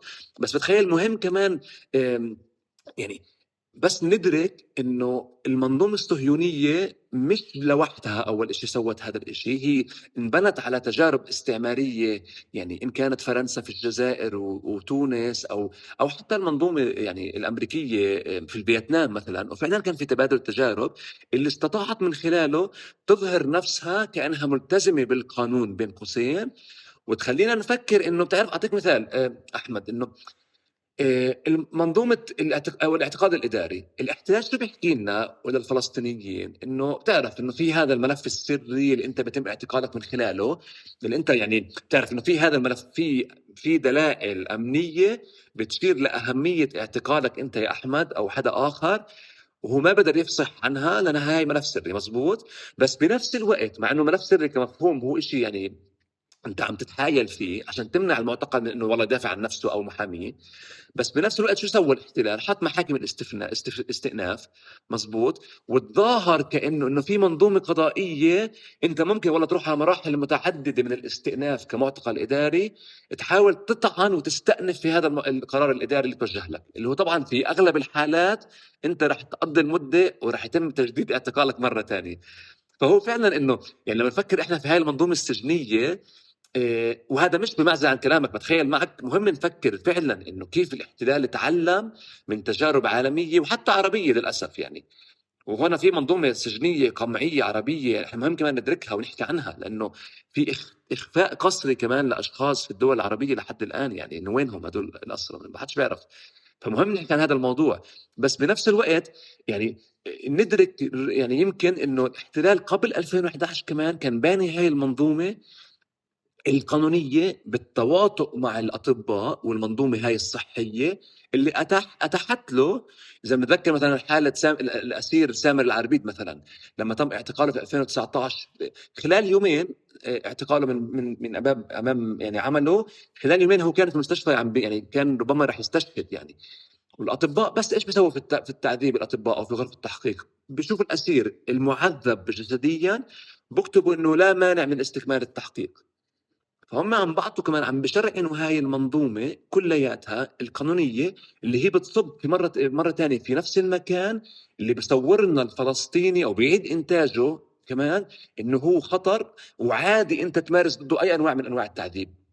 وللأسف هذا الخطر يعني لما احنا نفكر يمكن فكرة الآخر مزبوط، انه حتى في الدول العربية او في الدول ما بعد الاستعمار بين قوسين اللي هي مش فعلا تحررت من الاستعمار، كمان اعادت انتاج نفس الاشياء، انه هي بحاجة انها تفكر في هذا المختلف عنها الاخر ان كان السياسي المعارض مثلا في السجون العربية، وبتشكله كأنه هو خطر، وبتستخدم نفس أنواع الضبط والتعذيب ضده، وبتبرر لنفسها ولمجتمعها إنه إحنا محتاجين نسوي هيك عشان أحمي نفسي وأحميكم من الخطر اللي هو بشكله. وهذا يمكن للأسف إحنا لما بحكي هذا الشيء هيك في نوع من يمكن تعرف إحنا يمكن ثيمة نقاشنا أظن هاي التناقضات ربما يمكن أحمد، بس إنه في هذا التناقض أنت لما تطلع حتى على الحرب والحرب الحالية وهيك يعني، وهاي الإبادة المستمرة، بتشوف إنه يعني للأسف مرة تانية إنه في يعني نماذج من العنف والتعذيب اللي هي مش بعيدة منا، اللي مجتمعاتنا اللي بتشبهنا وجزء منها السلطة الفلسطينية هون، اللي هي بتعيد إنتاج أو منظومتها الأمنية اللي كمان بتستخدم هاي الأساليب لقمع المعارضين السياسيين أو قمع أي صوت معارض. وإحنا لازم نوقف بتخيل مع هذا الإشي معنا أنفسنا كمان ونفكر فيه، لأنه يعني عم نتعلم من الاستعمار، عم نعيد إنتاج أساليبه اللي هو أصلا متعلم من أساليب استعمارية أخرى. وبالصفي هون واقفين قدام هذا التساؤل المهم، بتخيل إنه إحنا ما مش رح نتحرر من الاستعمار ونفك منه إلا إذا أدركنا إنه يعني إنه في تاريخ كمان أليم، يعني اللي بيشبهونا يعني المتضامنين بين قوسين معنا وأبناء جلدتنا عم بيطبقوا علينا كمان. وهذا للأسف جزء من تاريخنا المؤلم يمكن أحمد.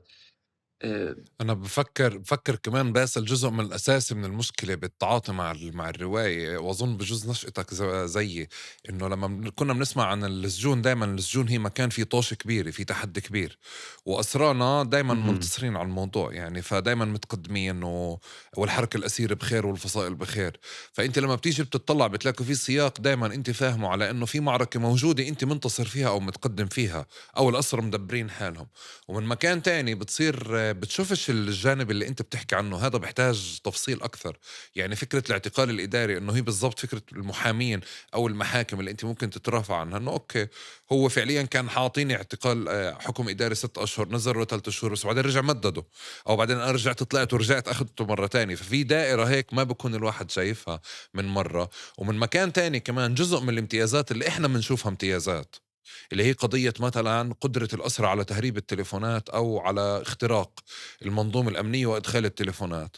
وفي سؤال شرعي إنه قديش أصلا يعني قديش الاحتلال سامح بهذا الإشي.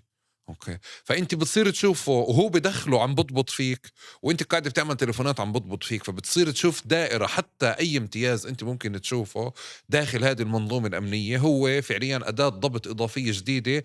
لو ما كنتش أنا يعني لو ما خضتش هذا الحوار مع حالي ومع أصدقاء تانيين ما كنتش شُفت كل تفصيلة بحياة السجون الإسرائيلية هي أداة جديدة للضبط أكتر من إنها تقديم امتياز، وفقط بيعملوا بروباغندا، واللي هم ما بعد 7 أكتوبر المشهد اتغير بطلوا محتاجين يعملوا بروباغندا ولا بي آرنج.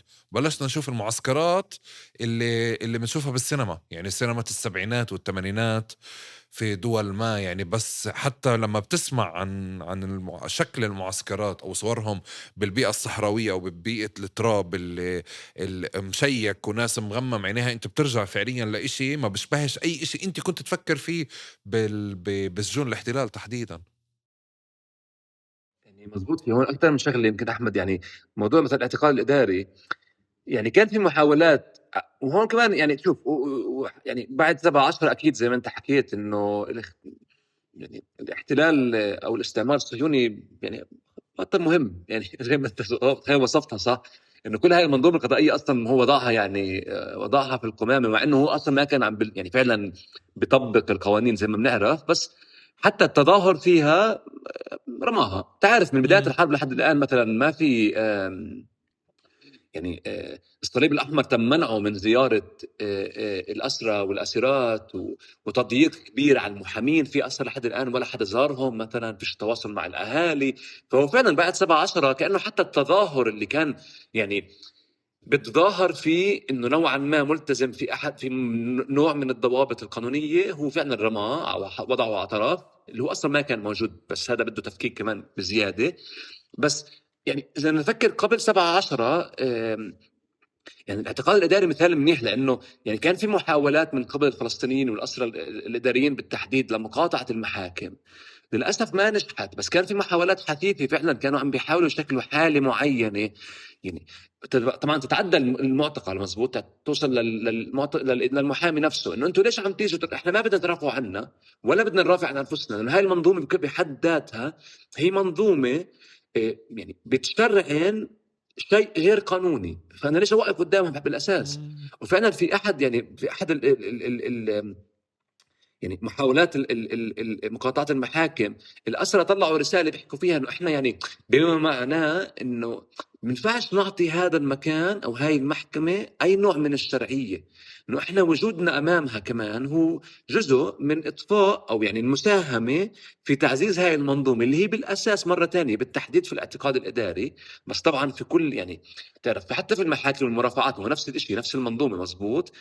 بس في الاعتقاد الاداري اللي هو يعني تاريخه طبعا بيمتد للانتداب البريطاني، بس هي منظومه او سياسه آه، غير جائزه. وللعلم احمد يعني لهلا من 17 لحد الان تم اصدار او تجديد ما يزيد عن 5900 اعتقال اداري او امر باعتقال اداري، 5900، اللي هو فعلا في الحرب الحالية الوسيلة والسلاح الأنجح حاليا للاحتلال لقمع أي محاولات للكلام أو أي شخص بيتحدث يعني معاكس يعني أو بيخالف أو بيعارض للحرب أو فعل مقاومة كمان اللي هو جزء من المعارضة يعني، بس كان بيلجأ للاعتقال الإداري كأحد أسهل وأسلس الوسائل لقمع الصوت الفلسطيني وقمع المقاومة الفلسطينية، لأنه فعلا هذا السلاح. عشان كان الأسرى مدركين هذا الشيء من زمان، يعني كتبوا وقاوموا وحاولوا كمان يوقفوا قدام المحاكم ويقاطعوا المحاكم هاي ويقولوا إنه هذا سيف مسلط على مم. رقاب الأسرى وعلى رقاب الفلسطينيين، بمعنى إنه أنت أحمد مروح أو أي حدا مروح ممكن يوقفوه بكل سهولة، وما في داعي تثبت، ما في داعي تحكي أي شيء. وبتخيل هون احنا في علينا جد دور مهم، احنا يعني كاشخاص كافراد، يعني ما زلنا بننعم بجزء صغير من الحريه هاي النسبيه، انه نحكي عن الموضوع، لانه الاحتلال فعلا هو ايش سوى بعد 17 اذا نيجي لهذا الجانب الثاني.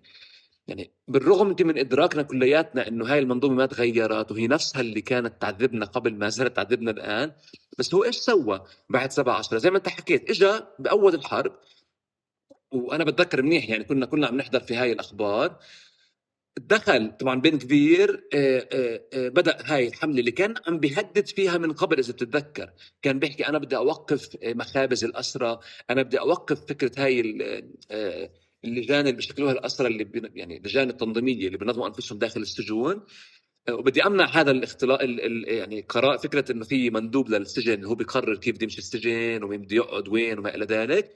بدي افكك كل هاي الاطر التنظيميه في السجون، اللي هي فعلا ايش كانت هاي؟ كانت انجازات الاسرى، مزبوط. يعني هم اضربوا عن الطعام عده مرات، يعني قاوموا داخل السجون زي ما انت حكيت، هربوا اشياء، نطق وتليفونات وما الى ذلك. كل انجازاتهم اللي هي كانت فعلا المقاومه. إيه، اجى بن كفير بعد الحرب. طبعا هون يعني كان في محاولات زي ما حكيت من جلعاد اردان مثلا، اللي هو كان وزير قبل بن كفير، وبعدين بن كفير، لتطبيق سياستهم اللي كانت اصلا في الدرج موجوده، اللي ما كانوا قادرين يطبقوها تماما. طلعوها، حكوا يلا هاي الفرصه المواتيه، هاي الفرصه الملائمه. انا بدي اجي احول السجون لمكان ما في اي نوع من الحياه. وانا بتذكر احمد كثير منيح اول الحرب بدانا نسمع عن اخبار انه، وكمان انا محضر لك اشياء قدامي هيك عشان اقرا لك شويه اشياء يعني هيك بس انه اول انه اول الحرب، بدأنا نسمع أخبار إنه إيش سووا هم؟ سكروا كل الأقسام. إجوا، إذا بتتذكر في مشهد كان في جرافة، مش عارف إذا شفته أحمد أنت، في جرافة بتشيل في أحد الأغراض السجون، مش متذكر المقتنيات. وين. رامينهم بالساحة، ناسي وين، بس جايبينها. وطبعا هم معنيين يظهروا هاي الصورة، صح؟ اللي هون في إشي كمان زي ما كنا حكينا أنا وياك على التليفون، في إشي للمجتمع عم بتصدر، مش بس للأسير، للمجتمع وللمقاومة الفلسطيني، إنه استنى شوي جايك الدور يعني. بس في هاي الصوره للجرافه عم تنشل. طبعا شو المقتنيات عباره عن ايش لما نحكي انه صوره، رسائل اهله، مزبوط. ممكن بس ساعه شاريها من الكانتينا. هاي بالضبط، التفاصيل الكتير صغيرة هي عبارة عن تفصيل كتير كبيرة للأسير. فبتخيل كمان جزء من اللي قاعدين نحكي فيه على مستوى المجتمع، انت بس تشوف اشي بيشبه تفصيلة صغيرة بتشبه تفصيلة قريب منك، فبتعرف فعليا انه قديش عانيت عشان تدخل له هذه الصورة، او قديش انمنعت عشان تقابله، عشان تدخل له هذا الجهاز الصغير او هذه القصة الصغيرة. واليوم كلياتها عبارة عن اشي يعني مرمي مكب. فحالة القلق اللي عملتها، انا بالنسبة لي هاي الصورة قشعرت بدني يعني. يعني صورة طبعا. بتحزن. واحمد فيها، انا معك فيها شيء هون بهاي الصوره بالتحديد يعني. ويمكن تعرف نربطها مثلا في الصور الثانيه اللي يعني، او الفيديوهات اللي تعمدت القناه 12 و14 الصهيونيه انها تنشرها من فيديوهات من سجن عوفر اظن كان. وهي بتفرج كيف بيتم التعامل مع الأسرى. في فيديو بفرجوا فيه إنه والله أبو راشد الأسرى فيش عليهم شيء، هم بس حديد، والأسرى موجودين مكبلين في الأقدام وفي الأرجل. إنه هاي إيش الهدف من هاي المشاهد؟ زي ما أنت حكيت إنه في شيء هون، إنه أنت مقتنيات الأسير له 25 سنة فرضا او 30 سنه ومش متحرر. وهون طبعا في إشي فشل احنا كلياتنا لازم نحكي عنه كمان، انه انت الاسير مش بس الجثمان المحتجز، بس كمان اسير له 30 40 سنه في السجن، وبيطلع بس لما تنختم او تنتهي محكوميته. في مشكله كمان هون يعني. ايش نفكر فيه كمان، انه بسياق نضلنا الوطني، مزبوط، او هذا المشروع التحرري احنا متغنى في الاسرى وما الى ذلك. بس يعني ليش 17 كمان للناس كان حدث مهم يومها لما تم اعتقال الجنود الصهاينة. لأنه فعلا إحنا بتاريخنا الفلسطيني ما تم تحرير أي أسير إلا من خلال عمليات التفاوض. وهذا إيش مهم كمان نراجعه إحنا يعني كسياق فلسطيني. بس هاي المشاهد يعني الجرافة، انه ايش سوت للانسان الفلسطيني؟ انه اوكي، للاسير اول شيء انت اخذت كل شيء منه. وانا بتذكر من حكايه اصدقائنا احمد انه هو فعلا بتشبث في الرساله، يعني بكون طويها وحاططها جنبه، او معلقها جنب البرج او صوره العيله، اللي كيف زي ما انت حكيت كيف وصلت وكيف وصلته، او كتاباته مثلا، انه حدا بقرا وعم باخذ ملاحظات وعم بتعلم لغه انجليزيه مثلا داخل السجن. صوره، كتبه اللي هو بيتعامل معها كانها مقتنيات ثمينه يعني في هاي المساحه الضيقه. اجى الاحتلال 17 لم كل شيء، رماهم في وتعمد يفرجينا هذا المشهد اللي الجرافه اللي عم تنشل كل شيء وعم ترميها. شو عم بيحكي هون الاسير؟ اول شيء انه ولا شيء رح يكون زي ما كان سابقا. هذا الشيء العنيف كمان، انه انتم يعني كان عندكم القدره زي ما انت حكيت انكم قبل تدوروا شو تديروا شؤونكم، هلا انتهى هذا الشيء. وعم بيحكي كمان للشخص اللي برا السجن اللي هو تم اعتقاله لاحقا، انه انت كمان يعني انتبه، اذا انت بتحاول او بتفكر انك يعني تقاوم الاحتلال او تحكي اي شيء معارض للسلطه الاستعماريه، كمان رح يكون مصيرك نفس الشيء. وعشان هيك هو تعمد يفرجينا هاي الصور، اذا بتتذكر في اول الحرب للاسرى كيف عم بيتم التعامل معهم مثلا، اللي انت هلا وصفتها، صوره الاسير المكبد مثلا، والاذلال اللي كان عم بيصير بغزه وفي الضفه الغربيه للمعتقلين، كيف كانوا عم بتباهروا الجنود الصهاينه في مشهد اعتقال فلسطيني مثلا، تكبيده، ضربه. وهذا الإذلال اللي بتعدى فقط الإذلال النفسي، الإذلال الجسدي كمان مزبوط. وهم عم بيضحكوا بيصوروا فيهم.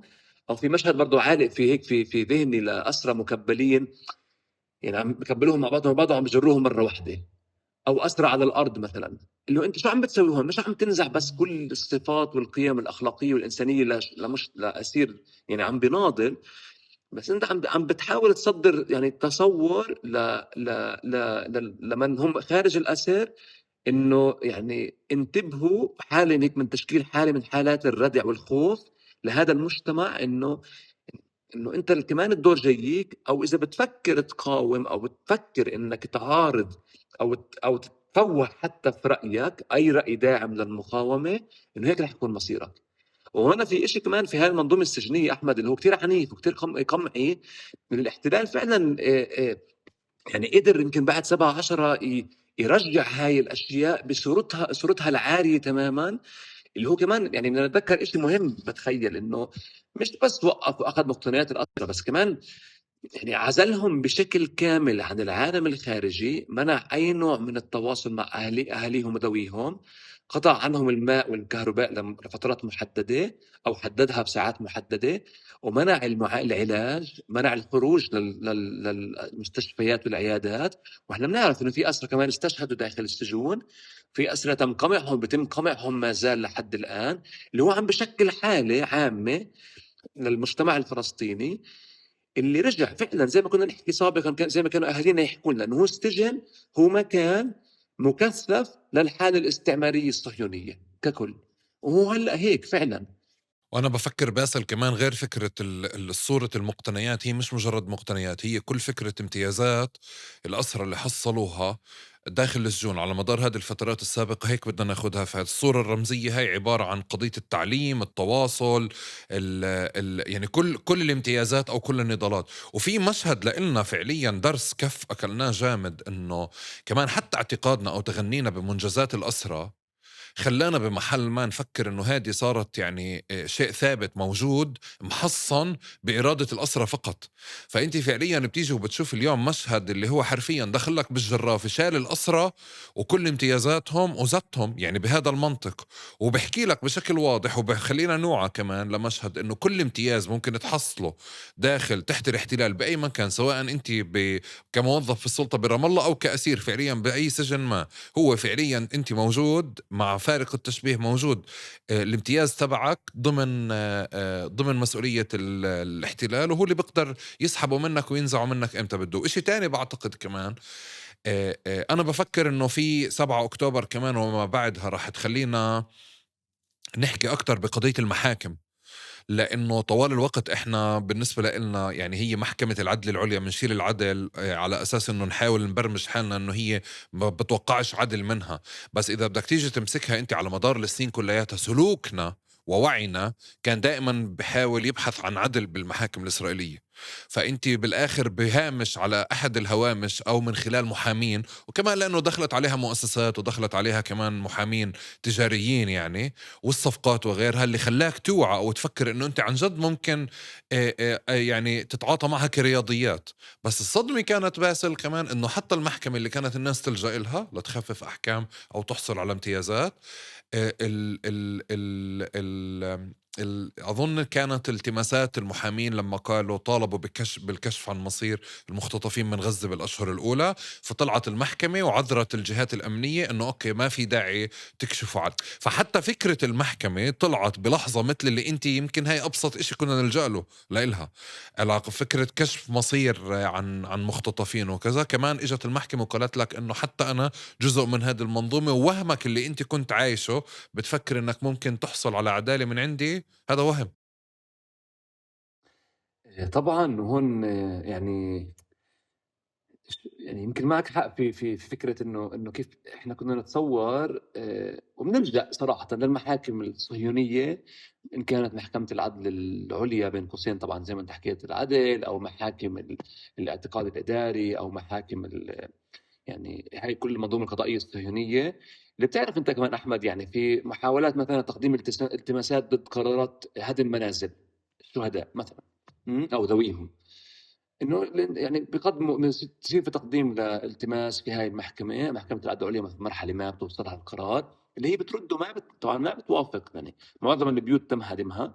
تعال نفكر كمان في استرداد الجثامين، كم جثمان محتجز قبل 7/10، وكم مره تم اللجوء للمحاكم الصهيونيه كمحاوله لاسترداد الجثامين على سبيل المثال، او لمحاوله تعرف انه النظر لهاي المحكمه كطاقه فرج، اللي هي مش هيك.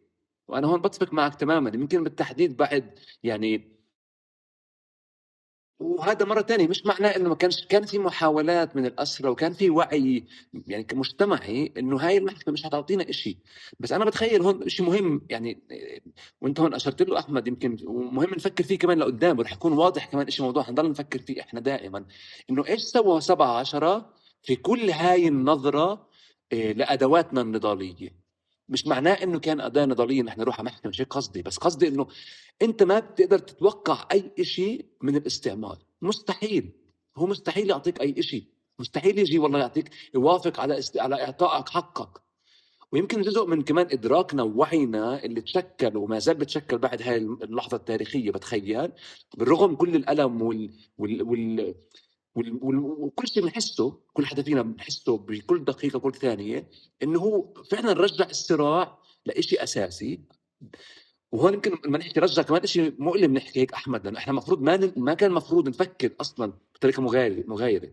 هذا شيء مؤلم كمان نحكيه، بتخيل حتى نحكي انه رجع الصراع بهذا الشكل كمان شيء يعني مؤلم شوي، لا لانه ما كان لازم نحيد كمجتمع عن لا، عن احنا هذا احنا احنا الشيء. كنا عايشين بوهم. يعني انت بتحكي ما بعد 2006 2007 بكتير وهم. يعني انت حتى بتقول انا بالنسبه لي لا، المحكمه ممكن تعطيني، يعني انا صرت اسمع حالي، ولكن سؤالي طبعا دائما ليش عم تعطيني؟ يعني هيك بفكر. اشي تاني، انه مضبوط. مثلا لما بيجي الحدا مثلا الام الاسير او ابو الاسير بصير يقول والله ما عمل اشي، والله ما سوى اشي، بتبلوا عليه. تمام.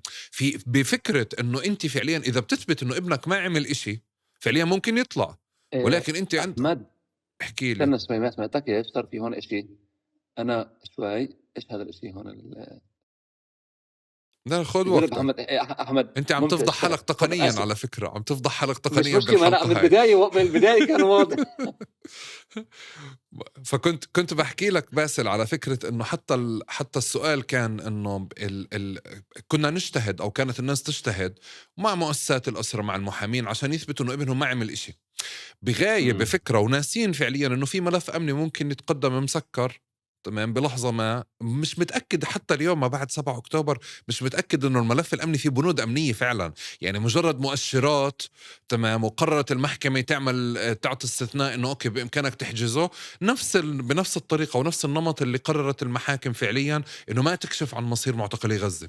فبالنسبة لي الفكرة مش فكرة إنه أنا بدي أرجع أذكر حالي في أشياء إحنا عشناها اللي بتخليني كمان من محل فعلا تم تأجيل هدم بيت، أو فعليا كسبنا معركة صغيرة هون، أو رفعنا منع سفر عن شخص فعليا مجرجر إله سنين مش عارف يطلع مثلا. فبتعيش أنت بوهم، بتفكر إنه هذه المحكمة عن جد ممكن تحصل على عدل منها، وبتعتقد إنه هذا استثناء أنت بتعيشه تحت الاحتلال. فلما بتصير تقارن بحالك بأماكن تبصر تقول عندنا محاكم. هو فعليا أنا عندي محاكم، بس المحاكم جزء من منظومة استعمارية بتقوم بأدوات ضبط وقمع مثل الأجهزة الأمنية بشكل واضح. طبعا واحمد هون يمكن يعني في شيء، في بتذكر مرافعه احمد سعدات قدام المحكمه العسكريه، في مرافعه انتشرت، هو بيحكي فيها في مرافعته طبعا وقف وحكى انه انا يعني انا لا اعترف في هاي المنظومه القضائيه لانها بتشكل جزء من الاستعمار اللي بيسلب حريتي ووجودي ونضالي امامكم. هو ما اعترف في هاي المنظومه ككل، وكان في فعلا محاولات عند الاسرى لعدم الاعتراف في المحاكم، ان كانت محاكم الاعتقاد الاداري او غيرها، بس زي ما أنت حكيت للأسف، وهون بتخيل بدها يعني أنت كمان طرحت يعني مؤسسات المجتمع المدني والمنظومة القضائية الفلسطينية وما إلى ذلك، بس هذا الشيء لازم نفكر فيه ونشتغل عليه، لأنه مهم جدا نفكر فعلا إنه هي عم بتبيعنا وهم. وهون بتخيل مصطلحك يعني في مكانه تماما. هاي المنظومة القضائية كانت وما زالت بتبيعنا وهم إنه ممكن إحنا ننال أي امتياز من خلال الاستعمار. وبتخيل اللي حصل في 17 بالرغم احنا كمان نكون جاهزين لدفع الثمن كمان، يعني لازم نحكي اذا يعني في مرحله ما انه اذا بدك تقاطع كل هاي المنظومه القضائيه بدك تكون مستعد احنا كشعب ندفع الثمن كمان. مزبوط. واحنا عارفين ومدركين انه في كمان يعني احنا عايشين تحت نظام سياسي منتفع من الاستعمار ومنتفع من كل هاي التصورات اللي بتحكي لك انه لا والله ممكن انت تستفيد شويه صغيره من المستعمر. كل المنظومه اللي احنا عايشين فيها هاي منظومه يعني ما بعد اوسلو، ما هي هذا الشكل تشكلت انه انت ممكن تاخذ بعض الامتيازات ان كان والله ما بعرف شخصيات مهمه. تقدر تروح واحد اثنين ثلاث او تاخذ اذن انك تدخل بضائع محدده، عم بحكي عن سياق الضفه الغربيه هون، او تمنع سفر زي ما انت حكيت. بس هون سؤال مهم فعلا لازم نفكر فيه، انه طب انا كيف بتعامل مع هاي المنظومه اللي بحد إمم. ذاتها زي ما انت هلا قلت هي مش بس عم تسلبني حقوقي، بس عم تتمظهر كمان انه انا في عندي هاي المنظومه القضائيه، انا ملتزم بحقوق الانسان وما الى ذلك، اللي هي بنفسها اللي عم بتسلط هذا السيف على رقبتي وعم بتتيح اعتقالي وهدم منزلي ومنعي من السفر وما الى ذلك. وتعال نفكر احمد كمان قد ما هو مؤلم كمان، يعني فعلا الجثامين المحتجزة من يعني سنوات طويلة وعقود طويلة. مزبوط. انه ايش اللي حضرهم يعني، وعائلاتهم عم بينتظروا هذا الالم اللي بيعتصر العائلات اللي طب بده يدفن الاسير، بده يدفن ابنه وبنته وقريبه. فهون احنا فعلا لازم واذا ما كانش 17 يعني مراجعه لنا كمان على صعيد كل ادواتنا النضاليه وكيف احنا بنتعامل مع المستعمر. هون يمكن على صعيد الضفة الغربية عم بحكي، على الأقل هون يعني منظومة الاحتكاك المباشر مزبوط مع المنظومة القضائية في إشكالية. يعني وبعرفش قديش يعني قديش مهم كمان نفكر في يعني كيف الاحتلال سعى فعلا وهذا كمان مرة يعني كتابات وليد دقة يمكن يعني الشهيد وعدنا على هذا الشيء. بتخيل هو يعني من بدايات كتاباته اللي هربها من الأسر كان بيحكي عن هذا الجانب، انه قديش المنظومه الصهيونيه السجنيه هي انعكاس للواقع الخارج السجن، إمم. بس بنفس الوقت سعت وما زالت تسعى انها تشكل وعينا في طريقه معينه، انه احنا نفكر في انه انا والله بقدر استفيد من المستعمر، بس هو فعلا ما راح يوقف عمل المستعمر لحد ما انا اقول له حاضر سيدي، اجي صحيح. احكي له حاضر. صحيح. وكمان من ناحية تانية باسل بالسنين الأخيرة صرنا إحنا صار عندنا أكثر انفتاح لنحكي على الجوانب النفسية، يعني الصحة النفسية أو الجوانب النفسية أو التبعات النفسية. فإحنا جزء بعتقد يعني أنا على جيلي الكتب اللي كانت بتطلع للتحذير أو التدريب للتحقيق أو لفكرة الاعتقال هي كانت بتحكي طوال الوقت بالأشياء الجسدية. فإحنا ما فيش هذا الحضور للجانب النفسي اللي بكتابات كمان الشهيد وليد دقة اللي أنت ممكن تشوف كيف تصنيف الأسير بين أسير جيد وأسير عاطل يعني داخل السجن، بين انك انت ممكن تكون عايش داخل السجن كمان مع اسرى جواسيس اللي ممكن يخدموا يعني ممكن يخدموا الاحتلال، فانت تفقد الثقه فعليا داخل مكان مساحه يفترض انك وصلت بين اهلك وناسك يعني. فانت بتصير تطلع على كل جانب، الجانب النفسي منه احنا مش شايفينه، مش حاضر عنا. ومن مكان تاني انا بفكر من اكثر الصور اللي بتخليني احكي قديش المعركة النفسية هي كتير أصعب من المعركة الجسدية، مش بس بفكرة العصافير ومحاولة الإخضاع، بفكرة عزل الناس برا وإيهامهم بأنه هو updated. يعني أنت لما تيجي تتطلع أنه جزء من طمأنة المجتمع يعني هيك بقدر أتعامل معها اليوم، انت بتطمئن المجتمع على الأسرى وبتنسيهم إياهم لما انت فعليا بتفتح لي يعني موجة إذاعية الأسرى بيطلعوا بيحكوا رسائلهم عليها. يعني انت بالاخر بتسمع انه اوكي في تلفون وفي اتصال وعم بيستقبلوا اتصالات وموجودين بوعيك انت كمان كيف الاشي عم بيكون. فبعتقد يعني كمان جانب من اللي احنا صرنا نشوفه اليوم اللي هو قضية الجانب النفسي، وقضية كمان شفنا الجنود كيف عم بتصرفوا بأريحية قدام الكاميرات بحالة إذلال نفسي كسر. هذا مش مجرد إشي جسدي، قضية الاعتداءات اللي كنا نشوفها بس يعني في الصور والفيديوهات. لا، لا طبعًا يعني الصور والفيديوهات وكيف بيتم التعامل مع الأسير والمعتقل وأهله كمان لمّا يتم يعني حملات الاعتقال هلّأ كمان عنيفة جدًا بتكون، يعني هذا كمان مرّة هو امتداد للعنف مضبوط، بس يعني في هدف من كل هاي المنظومة ما بعد 7 أكتوبر، اللي هو باعتقادي عم بيسعى فعلًا لهندسة وعينا بعد اهم. الهزيمة اللي حصلت لهذا الكيان الصهيوني. في هدف بيسعى يعني تشكيل وعينا في طريقة معينة، واحد لاسترداد، ربما لاسترداد صورة نصر معينة عند الاحتلال اللي هو مش حيستردها، يعني إنه تحول لملطشة كمان مهم، يعني هيك المصطلحات العامة بطريقة أو بأخرى، اللي هو ما توقعش بحد ذاته صح هذا الكيان اللي زي ما كنا نحكي قبل شوي اللي بيصدر دائما يعني قوانين وأنتم خطر، هو شعر نفسه إنه في مرحلة ما إنه في إشي غلط عم بيصير في 7/10، فهو عم بيحاول يسترد صورة نصر يعني معينة. كيف عم بيستردها؟ من خلال تصدير صور لجمهوره انه اطلعوا انا هيني اعتقلت هذا الفلان، هو ارهابي كبير، طلع شو عم بسوي فيه. وهذا كمان بفرجينا احمد مش بس فاشية هذا المجتمع الصهيوني واللي طبعا هذا للاسف كمان احنا يعني نظامنا السياسي هون ما ادرك هذا الاشي، لساته متشبث في هاي الاشياء مزبوط، انه لا والله في جزء منه بقدر احكي معاه، ما في. هذا مجتمع يعني مجتمع فاشي انبنى إمم. على هاي التصورات وعلى سنين طويلة اللي كانت وما زالت بتصور له الصور اللي انت حكيت عنها، مش كصور بس اعتقال ارهابي بين قوسين، بس كصور نصر، ان كان هلا او او قبل 7/10، كصور نصر عم تحمي دولة الكيان الصهيوني من اي خطر، ودائما انت الخطر. ف فهذا الجانب يعني هذا الرسالة الأولى طبعا بوجهها الاحتلال، بس الرسالة الثانية فعلا هي رسالة للفلسطيني اللي هو خارج الأسر، اللي احنا طبعا عايشين كمان في هذا يعني في معازل كمان. هو الاحتلال حول يعني بعد 7/10 كمان حول الضفة الغربية لمعازل سجنية، يعني من تطلع من القدس بدك تكون تفكر انه والله ممكن اوقف هنا على الحاجز على جبع وانا رايح رام الله ساعتين ثلاثة. ما بتعرف فعلا هو فعلا قدر يحول هاي القرى والمدن والمخيمات. امبارح كانوا في جنين مزبوط، اغلقوا جنين، يعني هو عم بيحول الحالة السجنية كمان لحالة عامة، وعم بيستخدم السجن كنموذج هلا اللي هو نموذج التعذيب والإذلال كنموذج عام في كل مكان بفلسطين.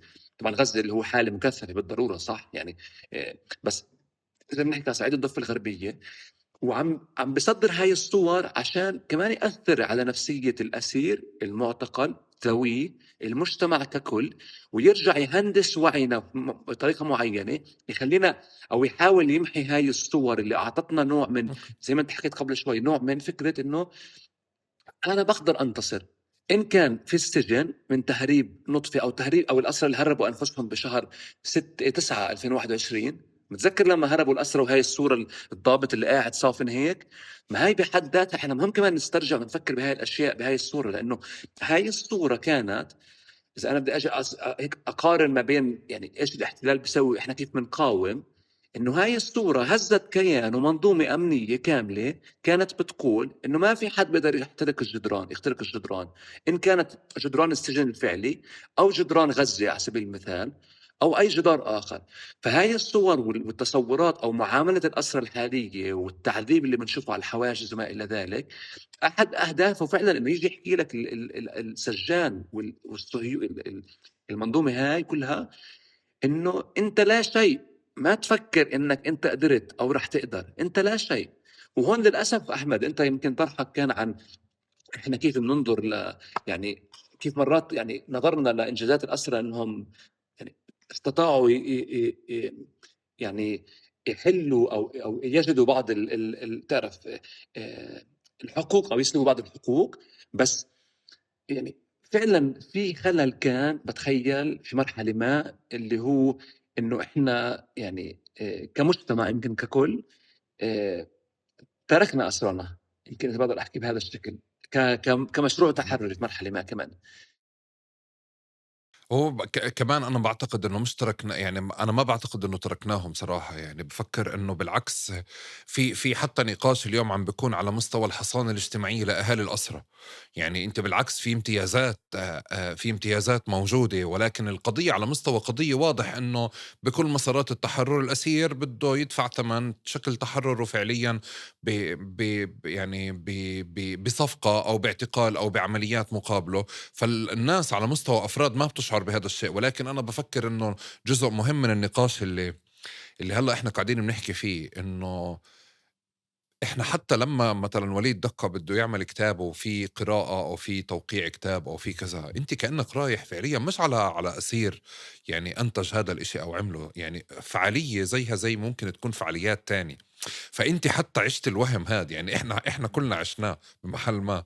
وبالنسبة لإلنا جزء من الشيء كمان حتى تماهينا مع حالة الاحتلال، بإنه أخدنا وقت، أخدنا كم شهيد يستشهد عشان نصدّق إنه الرعاية الطبية متدنية، وأخدنا كم شهيد ينعدم جوا السجن عشان نسمع روايات إنه خلال التحقيق تم إعدامهم ب1، 2، 3. فباعتقد في مشهد اليوم إسرائيل تكشفت كما هي فعليًا، وإحنا بنفس الوقت لأول مرّة بنشوفها بهذا الشكل.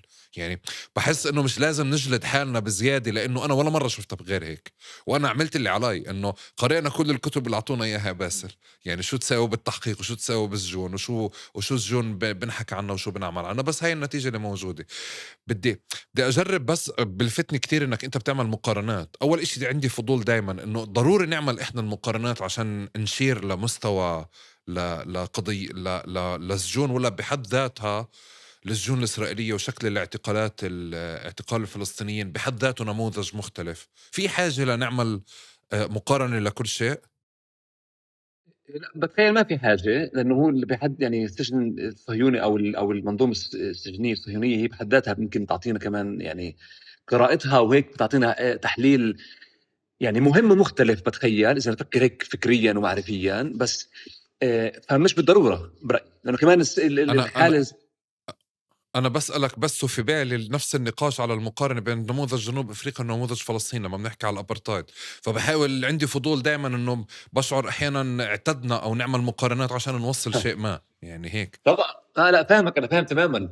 آآ أنا بافكّر شوف، بافكّر ما في ضرورة، بس للأسف إحنا كُنّا أحيانًا يعني مش أنا كباسل، بس بشكل عام يمكن هنا نحتاج إنه تعرف وقت كل هاي المقارنة ما بين النموذج الأبرتايد بجنوب أفريقيا وفلسطين، كُنّا نسمع هذا الخطاب اللي بيحكي دائمًا إنه اللي عم بيصير هون هو نفس ما صار بجنوب أفريقيا وتضامنوا معنا لإنه هذا نموذج فصل عنصري، مع إنه بحد ذاته يعني ما يحصل هنا مفروض يحكي عن نفسه مزبوط، بس إحنا كنا محتاجين باتخيّل كمان نعمل هاي المقارنات بحد ذاته لازم نوقف عليه إنه ليش كمان، لأنه هالقد كان مهيمن الخطاب الاستعماري مزبوط، يعني الخطاب الصهيوني هالقد كان مهيمن إنه لدرجة إنه كان قادر إنه يمسح روايتنا، وهذا الشيء كمان لازم نحكي عنه كمان.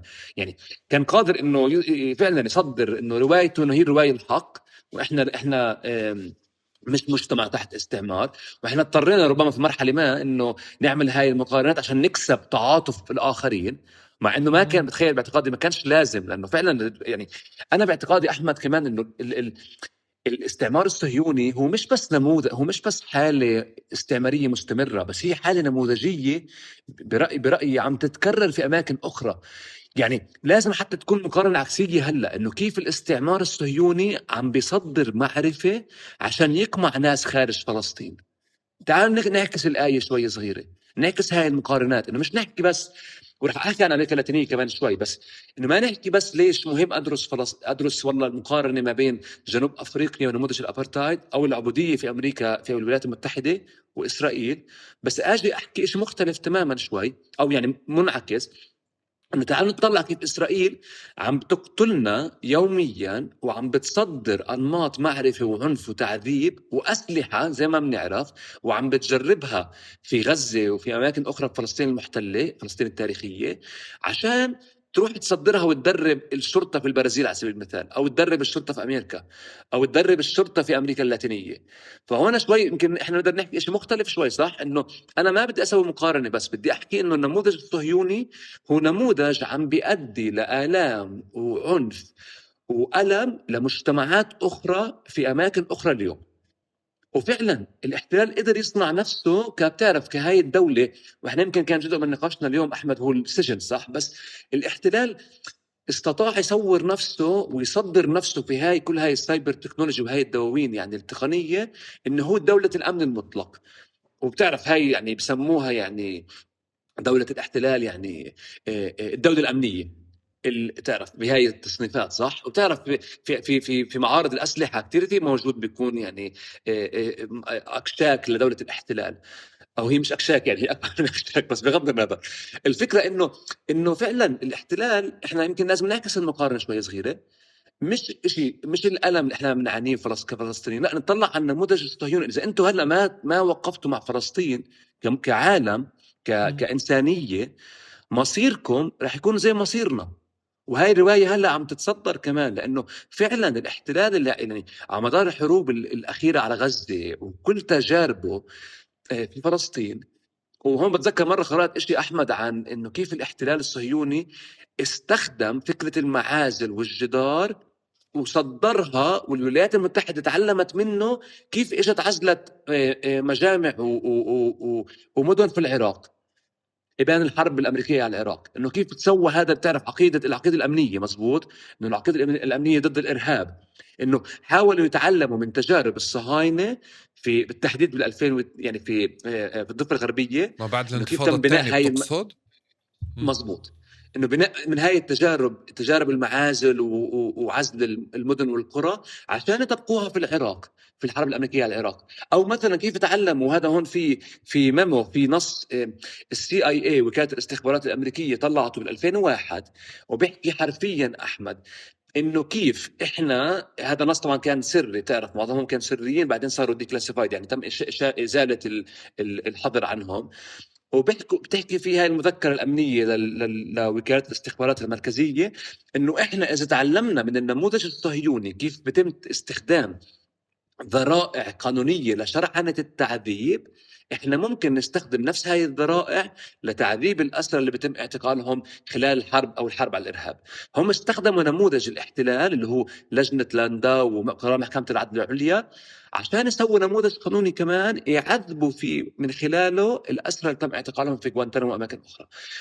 فأنا قصدي إنه إحنا ممكن ننظر للإشي بطريقة مختلفة شوي لصالحنا نوعا ما ولصالح الإنسانية. يمكن إنه هذا النموذج الاستعماري اليوم هو نموذج للأسف يعني عن المستقبل كيف رح يكون في الهند اللي هي أحد الدول اللي فعلا عم تستفيد هلأ من تجارب الاحتلال العسكرية وعم تاخد أسلحة وخبرات، في الإمارات اللي عم تشتري كمان يعني نماذج تقنيات وما إلى ذلك من الاحتلال، في أمريكا اللاتينية والولايات المتحدة وغيرها من الأماكن اللي عم تتعلم وعم تستنى تشتري هاي الخبرات عشان تطبقها على أبناء جلدتها.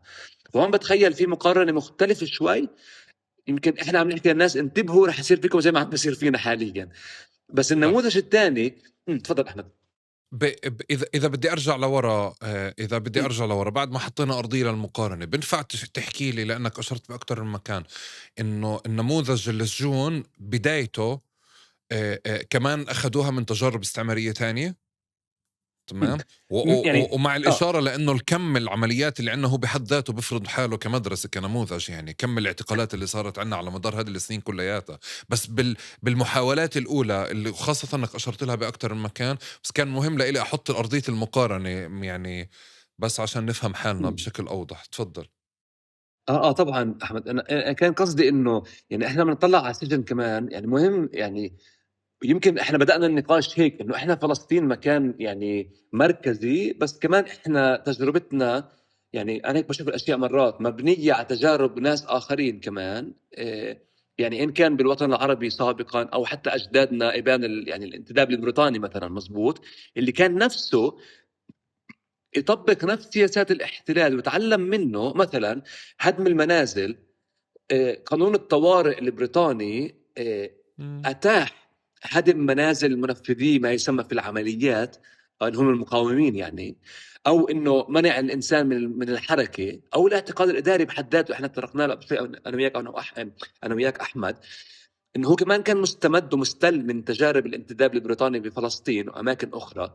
فمهم كمان يعني انه محاوله هيك لموضوعه الاشي نحكي انه تجاربنا احنا كفلسطينيين اليوم مبنيه كمان على تجارب استعماريه او تجارب شعوب مستعمره اخرى. وانا لما حكيت عن السجن ايش قصدي هون؟ قصدي انه يعني اكيد احنا بنعرف انه السجن في سياق صراع ضد الاستعمار هو إشي مركزي، ان كان بفلسطين او في اماكن اخرى عانت او ما زالت تعاني من انظمه قمعيه. مزبوط. يعني قبل الاستعمار الصهيوني او في اماكن اخرى، ان كان في فرنسا في الجزائر مثلا، هنا في نموذج جدا عنيف احمد وهلا بحكي عنه.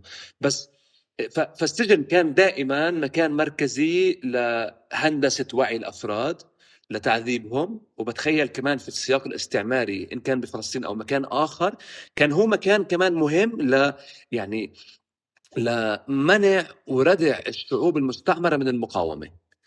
وانت هون طرحت يمكن جنوب افريقيا كمثال مهم بتخيل. مزبوط. بس ايش او ايش تعلم الاستعمار الصهيوني؟ هو انه فعلا كان في تجارب اخرى. فرنسا في الجزائر على سبيل المثال كانت تعذب المناضلين الجزائريين بوسائل جدا عنيفة.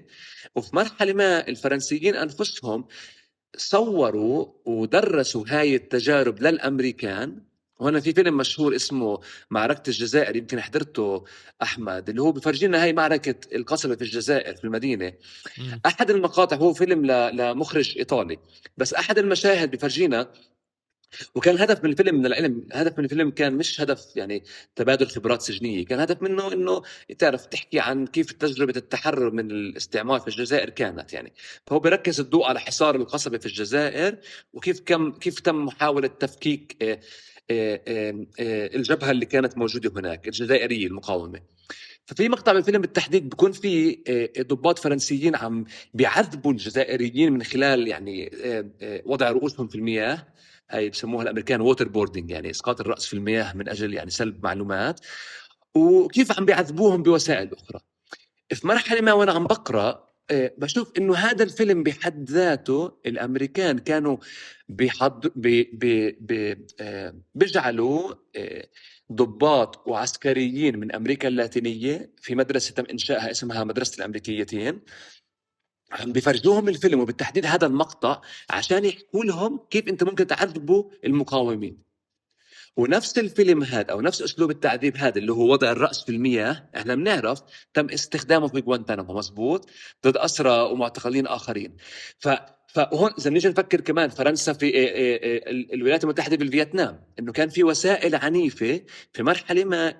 الفرنسيين والامريكان والاسرائيليين استفادوا من هاي التجارب من اجل تطوير هاي المنظومه السجنيه وتطوير ادواتها وتعذيبها.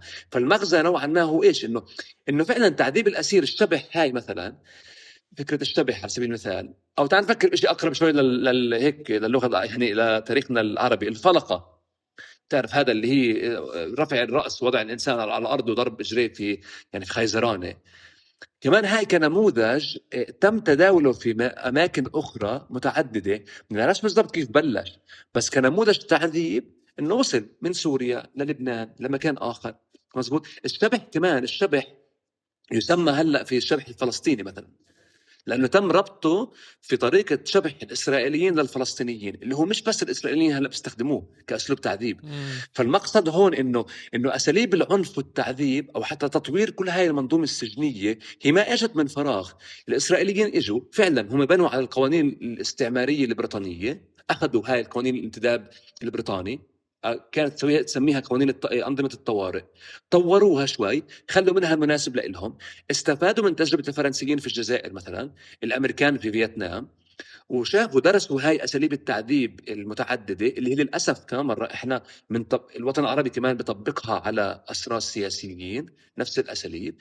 وهون يعني في كتاب أحمد هيك هو زي دراسة أكاديمية يعني نوعا ما موسوعية لأساليب التعذيب، اللي فعلا بتتبع اساليب التعذيب من الاف السنوات لحد اليوم. وكانه بيحكي لنا انه في هذا في المخيله والذهن كان في توالي لاساليب التعذيب وتطوير لإلها لحد ما وصلت اليوم بهذا المكان. فانا ما بقدر اجي احكي انه الاحتلال الصهيوني هو لحاله اللي بيطبق هاي الاساليب، لانه فعلا مش لحاله. مزبوط. بس هو بنى على خبرات، واليوم للاسف، او مش للاسف بس هو بالاخر هو بيسوي هيك، اليوم هو عم بيصدر خبرات للعالم بفعل يعني تجربته على الفلسطينيين، كأنه حول فعلا فلسطين لحقل تجارب للأسلحة لهاي الأنظمة. وانت حكيت هون أحمد عن إشي قبل شوي عن الجانب النفسي، مزبوط، إنه كيف التعذيب النفسي كمان الاحتلال طور نماذج جديدة. يعني أنا لما كنت أقابل أسرى سابقين يحكوا لي عن وضعهم في غرف التعذيب والضوء يعني موجود 24 ساعة مثلا، ما بيحكي معك المحقق، بتركك إنه هو عم بيلعب على شيء نفسي كمان هون. وهو عم بطور كمان هاي الأساليب الجديدة الحديثة في مرحلة ما عشان يحكي أنا هيني بتماهى مع حقوق الإنسان، ما في أي أثر للتعذيب على جسد الإنسان. وعم بطور هاي الأساليب وعم بصدرها لأماكن أخرى. فأنا يعني بالضرورة بتخيل لما نحكي عن السجن لازم نفكر يمكن إنه السجن الإسرائيلي مش مكان فريد من نوعه، هو مكان انبنى على تجارب عانى فيها أشخاص كثير، ورح يعاني للأسف إذا إحنا ما نوقف هذا الاستعمار من الوجود، أو يعني من صارعه ومن قارعه.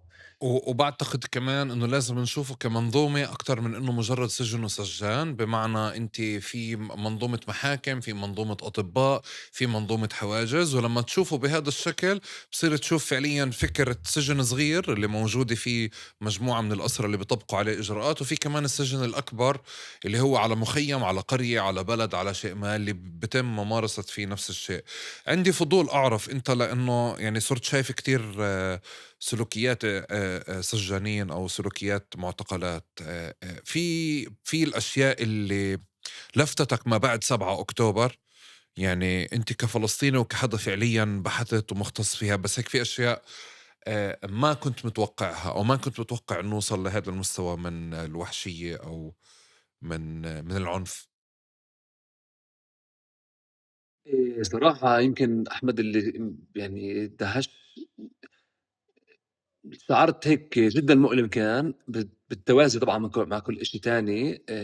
الأخبار اللي طلعت من المعتقل السري اللي هو يسمى بالعربي بحقل اليمن، بسموه في العبري سيدي تيمان.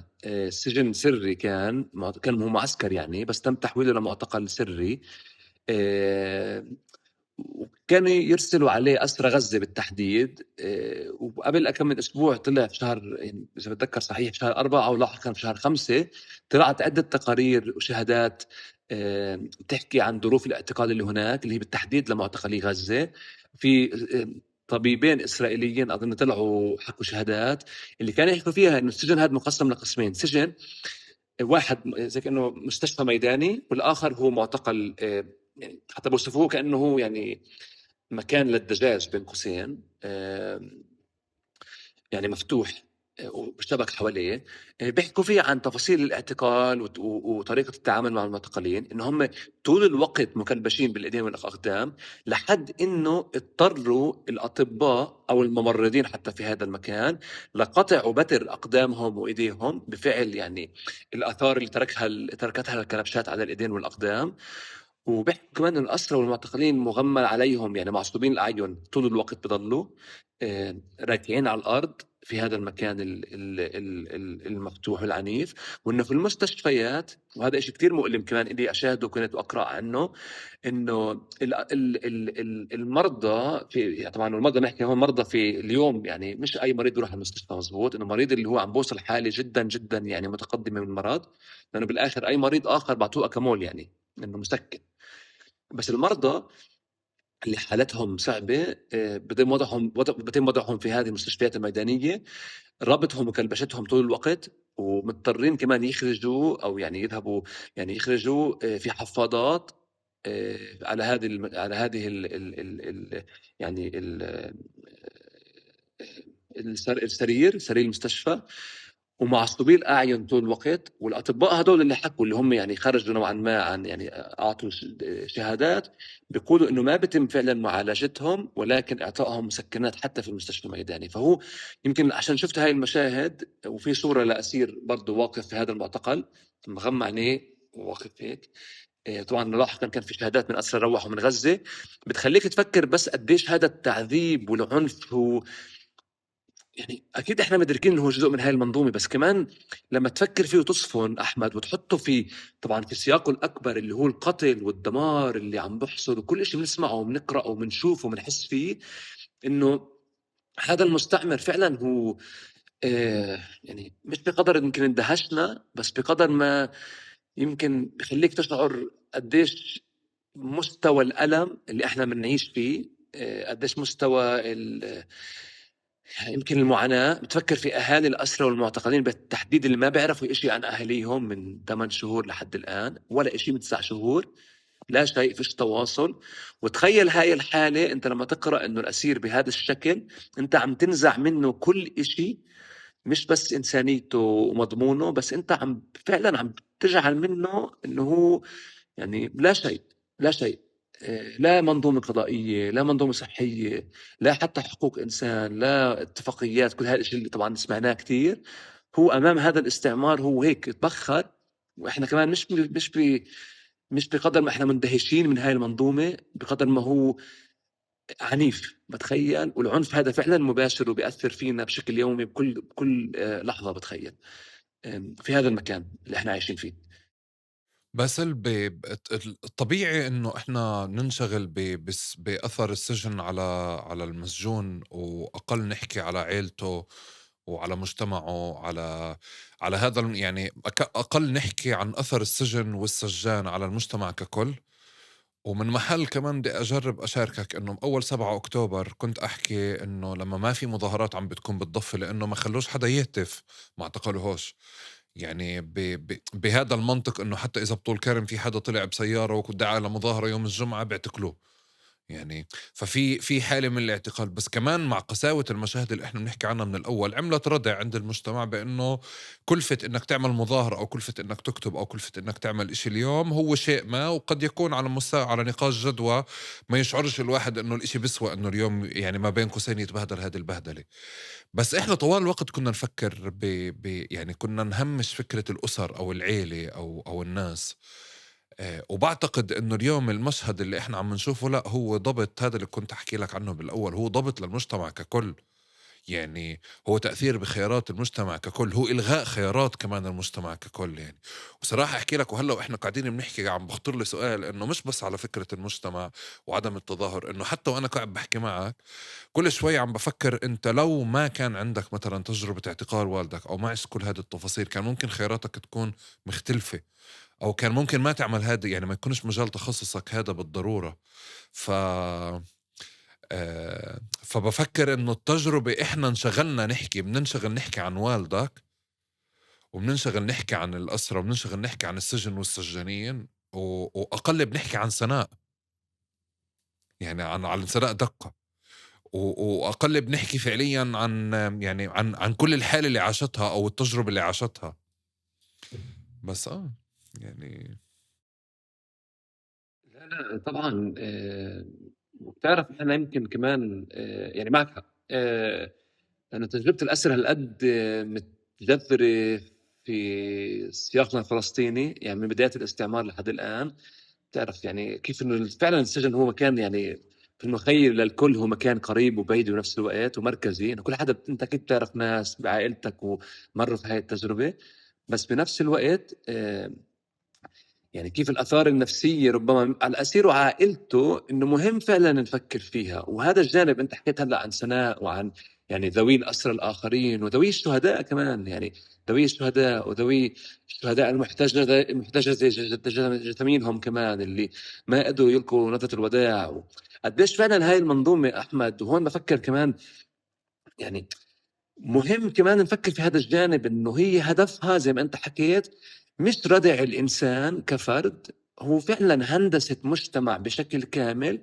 ان كان ذوي الاسير، اهله، اصدقائه، ذوي الشهيد، ذوي الشخص، اقول لك الشخص اللي عم بتفرج على بيت عم بتهدم، اللي هو كمان احنا بمخيلتنا موجود دائما، صح؟ حدا مرق من طريقه عم بشوف بيت جرافه عم بتهد في هالبيت، طبعا من بعيد لانه مش حيخلوك تقرب، بس البيت عم بنهاد، انت بتفكر شو بدي بهالشغله.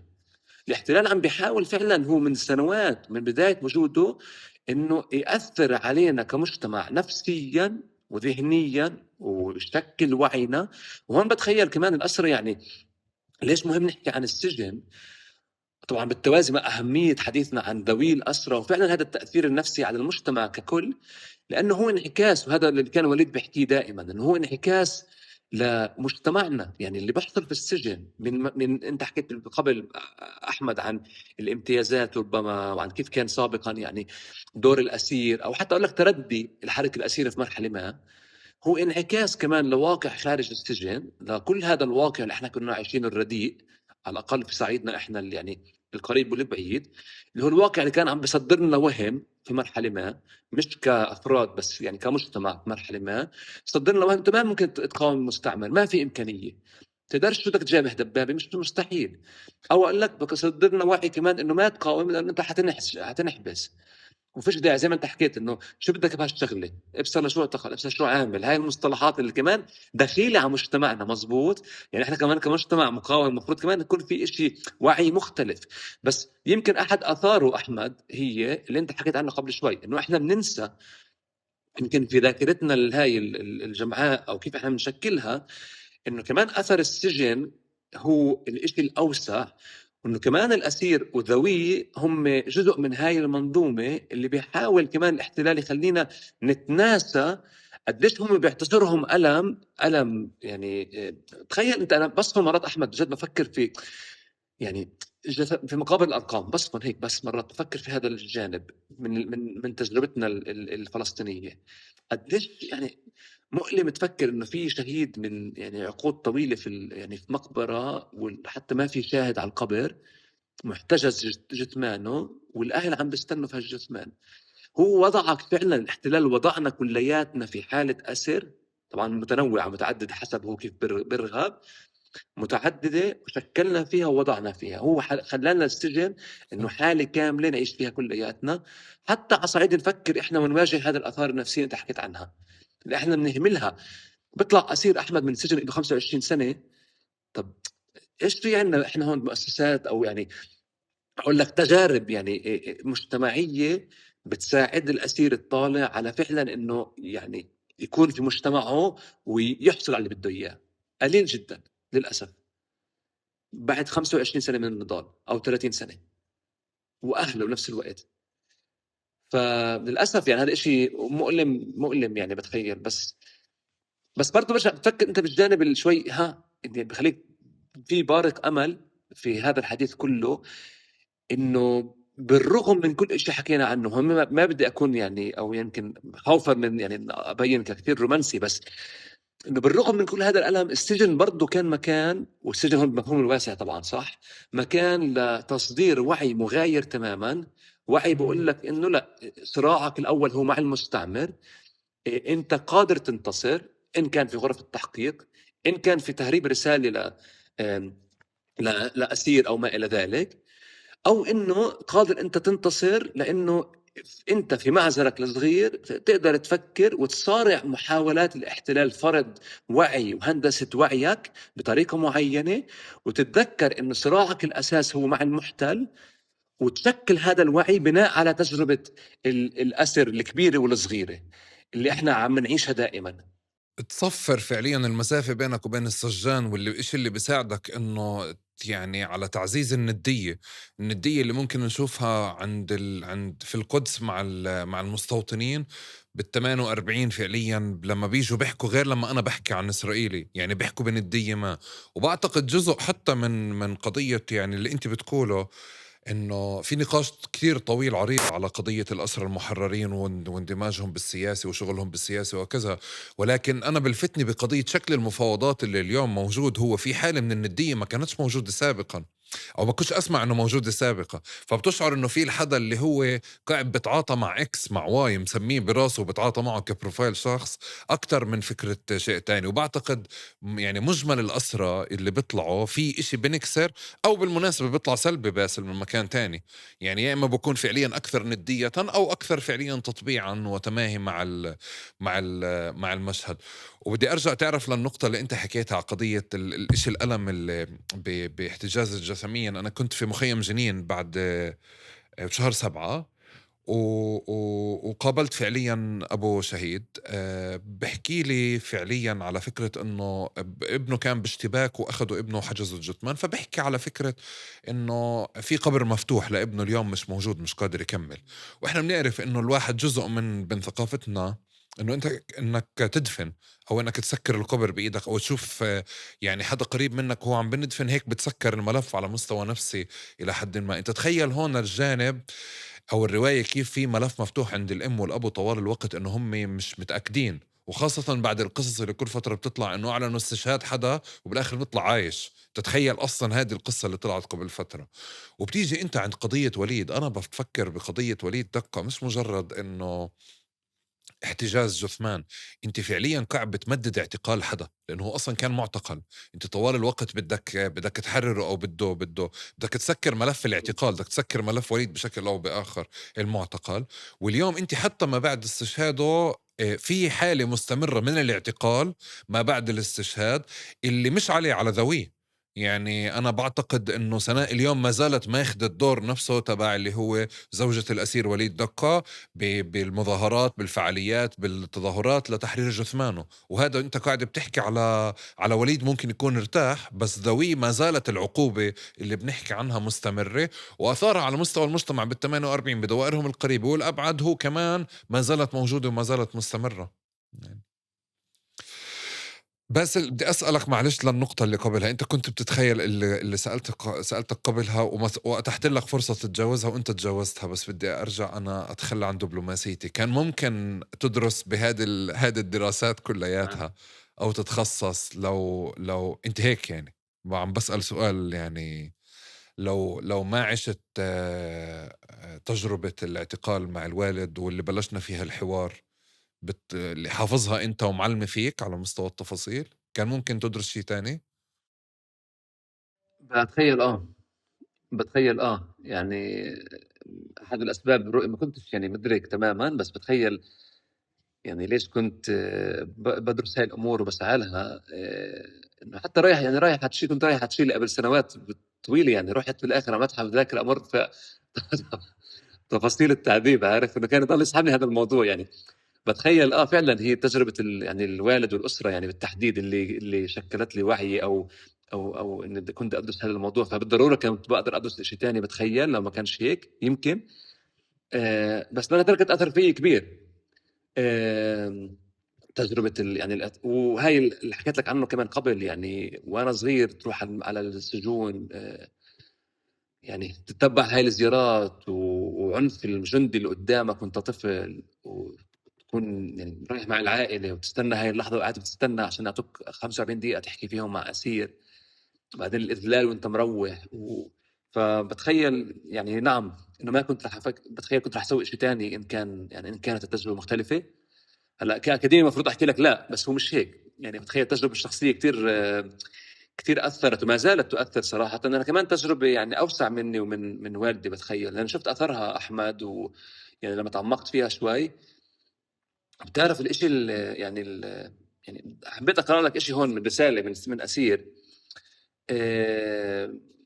يعني كمان جزء من حديثنا هيك أنا طلبتها اليوم عشان عم بفكر في كيف رح يكون نقاشنا وليش فعلا مهم يعني. وبعرف إنه إحنا حكينا عن السجون وأشياء تانية، بس في سياق الحرب الإبادة المستمرة وهذا السجن الكبير اللي إحنا عايشين فيه، يعني بس أفكر هيك معك إنه كيف كمان السجن إحنا ممكن ننظر له كمكان يعني التفكير في الحرية، يعني بطريقة أو بأخرى. بدي أحكي لك هون طلع في اقتباس يعني من رسالة من الأسر بيحكي فيها: كان الراحل نيلسون مانديلا يقول: كل شيء في السجن سيء باستثناء أنه يوفر فرصا للتفكير والتأمل. هذا الأمر، فالتفكير الحر قادر على كسر كل القيود مهما كانت قوتها. مثلا نسعى لقراءة وتحليل ما يجري حولنا بناء على نتف محددة من الأخبار المهربة. التفكير بكم دوما وبما جمعنا من ذكريات جميلة، كما التفكير بمستقبل أعماده الحرية والعدالة، يزودني بطاقة تحمل الواقع القاسي الذي نعيشه. هاي الرسالة من بعد 17 بالصدفة يعني تهربت أحمد، إنه هو شبه مستحيل. وبضل أصفن فيها وأطلع وأفكر قديش يعني لما نفكر إحنا في سياقنا الفلسطيني وقديش مهم إحنا طبعا يعني نفكك كل إشي وننتقده وننتقد هذا الوهم اللي انزرع لنا من سنوات، بس كمان نرجع نتشبث بفكرة بتخيل الاحتلال بيحاول دائما يسلبها منا، اللي هي قدرتنا فعلا على التفكير. وهون برجع لهذا في مستقبل يعني أعماده وأساساته الحرية والعدالة، وإنه إحنا فعلا مش مجتمع وشعب قادر نفكر بهذا الشكل. قد ما حاول الاحتلال إنه يسلب هاي الأشياء منا. وهون السجن يعني لما نيجي نطلع على الواقع القاسي ونفكر في السجن هيك بصورة واسعة، فعلا الشيء المميز في السجن الإسرائيلي يعني الفلسطيني أو تجربة الاعتقال الفلسطينية، إنه استطاعوا الأسرى بالرغم من التعذيب ومن كل شيء أنا وياك حكينا عنه، اللي هو المنظومة القضائية والطبية والعنف المباشر وما إلى ذلك، استطاعوا يحكوا لنا إحنا الأشخاص اللي خارج الأسر، يعني ما زلنا خارج الأسر الصغير، إنه في فكرة ما تنسوها، إنه تثبتوا فيها. وهي باعتقادي أحمد هاي فكرة بحد ذاتها شيء يعني إحنا ممكن نبني عليه مستقبل بأكمله. فعلا في سياقنا فلسطين مستقبل مبني على، تعرف، على تصورات حول العدالة والحرية والحقوق كل شيء احنا بدنا نشوفه بأنفسنا وبغيرنا ممكن فعلا نبنيه من خلال هاي الفكرة. اللي الأسرى الفلسطينيين بالرغم من كل التناقضات استطاعوا يمكن التشبث في هذا الجانب بالرغم من كل هذا الألم. وهون يعني ما بعرف، امبارح في زميلتنا طلعت من السجن بتحكي لي، يعني امبارح في الاستقبال بتقول لي بتحكي لنا كانت، وطلعت هيك متحمسه وبتحكي عن تجربتها. واحنا طبعا هيك بنحكي لها انه يعني ضلت تحكي. فبتحكي لنا كيف كانوا قادرين احمد في سجن الدمون، يعني مش بس انهم يعني هيك تعرف ينتصروا شوي صغير على السجان، بس استطاعوا يخلقوا واقع يعني مختلف تماما في السجن. يفتحوا الباب يشوفوا بعض بالرغم من منعهم من الزيارات، من شوف انهم يحكوا مع الاسيرات التانيات.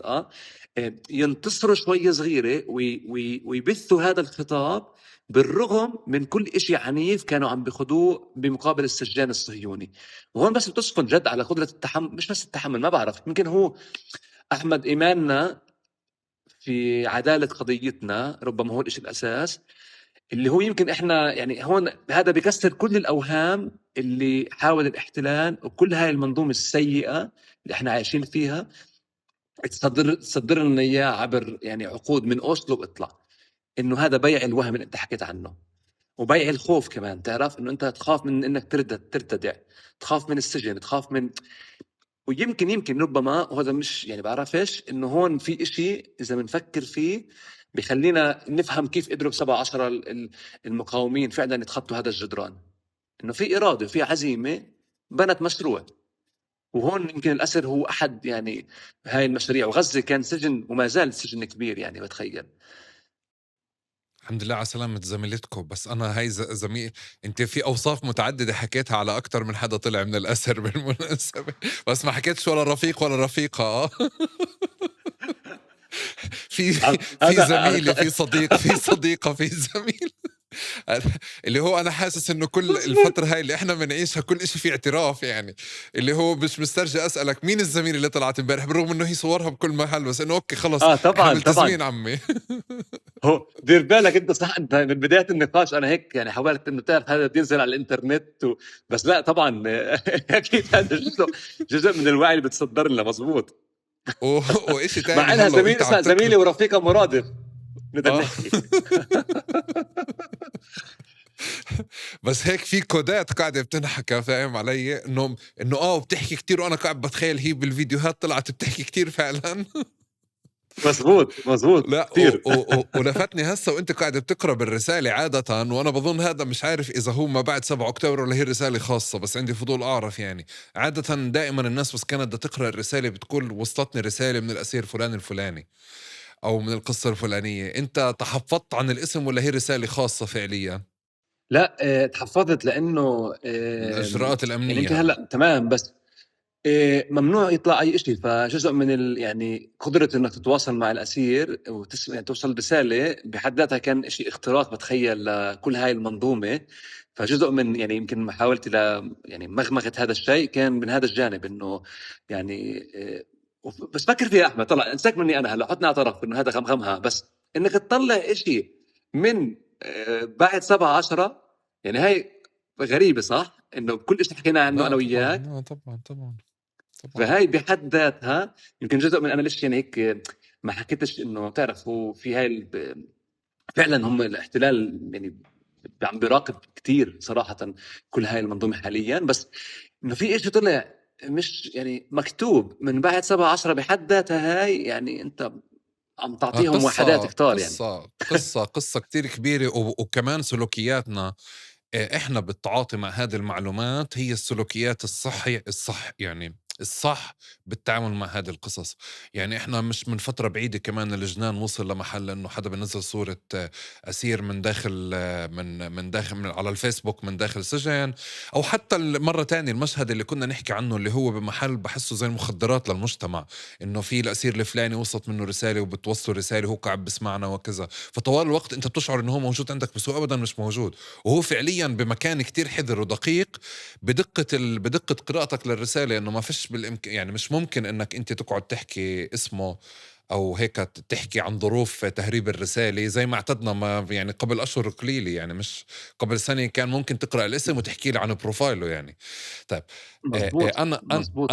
انا مش ممكن انهي هذا الحوار الا بس يعني اعطيك هيك 30 ثانية خذ نفس واعطيني بروفايل الوالد بشكل مغاير، وانا كنت اسالك عنه من الاول بس كنت يعني عشان نضل موضوعيين قدر الامكان في النقاش، انه حاول يعني تعرف عشان احنا اولاد اكاديميه غربيه وهيك. تمام. بس اذا بدي احكي يعني لك ابوي تعرف الوالد كما انت كما تحب. لا شكرا احمد، يعني طبعا عقبال يعني عقبال حريته وحريه الجميع. ابوي اسمه عبد الرازق فراج، عبد الرازق ياسين فراج. هو انولد في 17/1/1963. هو من مخيم الجلازون زي ما حكينا سابقا، يعني من اللد الأصل.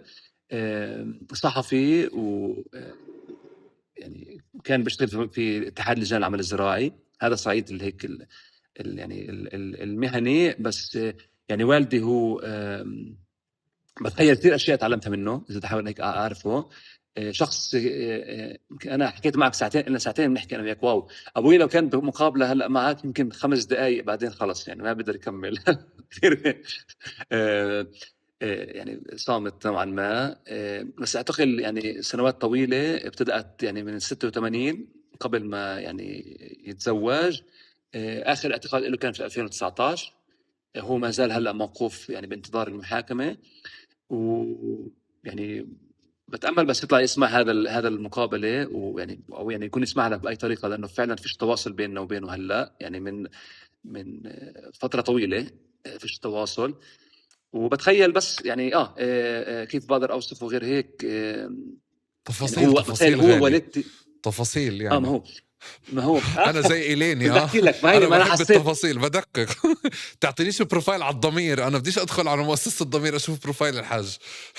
اي الله احمد، عن جد عم بتخليني، لا عن جد عم تعمل زي اليني. لا شوف، هو صراحة يعني أبوي وأمي وللعلم اليني كانت تحكي نفس الشيء، تقول لي أنت ما يعني دائما بتوقف تقدرش تحكي لما تحكي عن تجربة العائلة، يعني بتصفى بتصير تسوي أشياء، فاهم؟ بس بدي أحاول معك أحمد، فخلينا نخليها أكثر من نص دقيقة، نحاول دقيقة. لا نحاول هيك مش نزيد. مش مش اصفن كيف بدك، لا براحتك. يعني هو فعليا إيه. يعني انا بتعامل بس بتطلع انه فرصة لإلي وفرصة كمان يعني ان احببت يعني لا لا نوصفه بالعكس. كما تحب، لا يعني وإليني بعدين بتكون شوف راضي هو، عنك هيك. ما هو طبعا تعرف احمد، لا تحاول اوصف بهذا الشكل. شوف انت سالتني عن تجربتي برا وعن العوده وهيك. وانا حكيت لك انه ابوي يعني رن علي قال لي في وظيفه انه اقدم عليها اذا بدك، ما ضغطني انه يعني تعال على البلد وهيك. 2018 لما روحت كانت فعلا السنه الوحيده اللي بنقدر نقضي فيها وقت متواصل معه، يعني سنه كامله متواصله من دون اي انقطاع من يعني من الاحتلال. وبتخيل وقتها قد ما كنت اعرف ابوي قبل من الزيارات وهيك، بس وقتها فعلا تعرفت عليه بشكل يعني عميق. وكان دائما يعني الشيء اللي المميز ربما في علاقتنا انه كان دائما يسعى للتواصل خلال الاسر، يعني يبعث رسائل دائما بشكل متواصل احنا صغار، يكثف هاي العلاقه الاسريه، وكنا نحس انه هو موجود. بس بتخيل اذا بدي اوصفه، بس بوصف فجاه برجع في الذهن يمكن لهاي السنه اللي قضيناها يعني بشكل متواصل، لانه فعلا تعرفت عليه وعلى هيك يعني يمكن هو إنسانيته كإنسان هيك إذا بدي أوصف بهذا الشكل ومبدئيته. ربما الأشياء الأساسية اللي بحبها يمكن أكتر إشي هيك بحس مميز في الوالد يعني هو هاي الصفات، وبالتحديد مبدئيته وقديش هو يعني واضح في الأشياء وطبعا يعني لطيف بس كمان واضح وما بيهادن، وإنه مبدئيته يمكن كل ما أحكي مع زملائه مع رفاقه أحمد هين انتبهت مع رفاقه يعني بوصفوه بنفس الشكل، إنه هو كان شخص وما زال يعني يعني لا يهادن. بتخيل هاي الصفة اللي يعني بتأمل أتحلى فيها كمان يعني أنا وأي حدا يعني يعني قريب إلي أو يعني في المستقبل من عائلتي، إنه هاي الصفة بتخيل هي اللي خلتني كمان يعني أفكر في الطريقة اللي بفكر فيها. كيف هيك وصف وبتفكر أحسن شوي؟ أصلي و وبتفكر لو إنه مش معتقل اليوم كيف يومياته كان ممكن تكون؟ بصحى الصبح بدري يعني 6، هو بينام يعني 8 9 بكون نايم، بقرأ كتاب قبل ما ينام. بصحى بعمل قهوة للجميع. بقعد برا بسمع يعني إما أغنية أو بقرأ كتاب، بقرأ الأخبار. كل شيء بطيء طبعا يعني. بروح على الشغل، برجع نفس الإشي، بخصص وقت حديدي للقراءة للكتابة. هو نشر كتاب وهو في السجن عن الاعتقال الإداري برضه، يعني كمل وهو معتقل، وبكتب كتير كان يعني خلال الفترة الماضية. فهيك كان. وكان طبعا رح يكون على التلفزيون ساعة زمان، هذا بالضرورة على الأخبار يعني. هذا إشي حديدي كمان كان. و... وإذا أنا يعني إذا بنزعج من الأصوات كان يحكي وطوا الصوت، لأنه بحبش الصوت العالي وهيك هدوء، وبتعرف يعني تقدرش يعني تعلم نبرة شوي صغيرة يعني لازم تبطوها. ف... فلا كلنا أمل إنه يعني تعرف أحمد لما تشوف يعني هون في إشي شوي غريب، بس لما تشوف مشاهد الإفراج طبعا مع الأثمان الغالية والثمينة بشكل عام في سياقنا الفلسطيني، بس بتشوف قديش فعلا هذا الحدث بحد ذاته إفراج الأسير يعني إطلاق سراح الأسير عن جد برجع هيك الإنسان لما كان يعني جدا جميل. بس تتخيل إيش كان ممكن يكون وإيش ممكن يصير لما يطلع الأسير من السجن، أو يعني توقف طبعا الحرب يعني في انتصارنا بنفس الوقت. فبتأمل يعني والدي وغيرهم من الأسرى فعلا يعني يقضوا بقية حياتهم مع أهاليهم وذويهم، لأنه يعني الاحتلال حرم الجميع بتخيل من هاي العلاقات. ومن هاي الذكريات كمان بتخيل. لا يعني بيحق لنا كمان نتخيل مش زيارة سجن، نتخيل تفاصيل تانية. لا أنا بتخيل كمان إنه مهم أنوه من موقعي إنه الإجابة هذه بالتزامن مع الحديث عن احتمالية صفقات ما أو عن إفراج أسرى ما أو عن أمل موجود عند أهالي الأسرى كتير كبير وكتير عالي بالثمان الأشهر. وقدام التضحيات الكبيرة أنا حتى بشعر إنه لما كانت في الصفقات بعض الأهالي الأسرى كانوا يجربوا يطلعوا زي أكدوا هيك تأكيد على حسن نوايا أو على فكرة إنه كمان إحنا شاعرين بالثمن اللي موجود هناك، أو زي كأنه بده يبرر فعليا إنه بشعر إنه هو ما قدم أو ما ضحى في الوقت اللي أنا فعليا كنت بسمع عائلات الأسرى وبشوف إنه أنت مش مضطر يعني مش مضطر تبرر نفسك أو مش مضطر تحكي عن حالك بأي شكل من الأشكال، لأنه أنتوا لكم سنين عم بتعانوا يعني. ومن مكان تاني بعتقد بحكي لك إنه الإجابة بهذا الوقت أنا أخذت منك هذه الإجابة، بس لو لم تكن أصلا في يعني في هذا الأمل موجود يمكن كان حوارنا ممكن يكون كتير مختلف. من أول الحلقة لهلا، وحتى إجابتك بتعريف الوالد ممكن تكون كمان على مستوى التون وعلى مستوى الصوت وعلى مستوى الوصف كمان ممكن تكون مختلفة.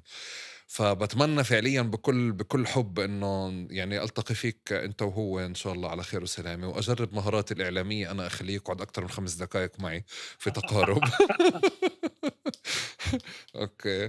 واكتشف فعليا شو الاشياء اللي ممكن تزعجوا فيها، ونجرب نقنعه انه انت خلص تبطل هذا التخصص وتلاقوا مسارات تانية فعليا ما يا تعملها، لانه على بدنا اليوم نسكر بالضبط. الملفات. نتأمل نسكر على الجميع أحمد. شكرا كثير أحمد باسل لهذا يعني كان كثير كان جميل. قبل ما نتشكر بعض، الاوراق اللي موجودين قدامك اللي محضر لي اياهم، انا نسيت اشي امانه. لا لا ما نسيتش ولا إشي، كله انت 100. يعني سكرنا. لا سكرنا أحمد، هيو عم بطلع عليهم كله ممتاز. لا انك انت حطيت ضغطني لما بتقول لي انه انا محضر لك هون، كنت اوكي هو لا عامل. بتعرف واسمع، أنا هلا حاسس احنا طلع لان هي هي سريعا طلع احمد، يعني هيك انا شايف انا وياك، انا يعني لازم اتحلى بصفات ابوي في الصمت يمكن احيانا بس.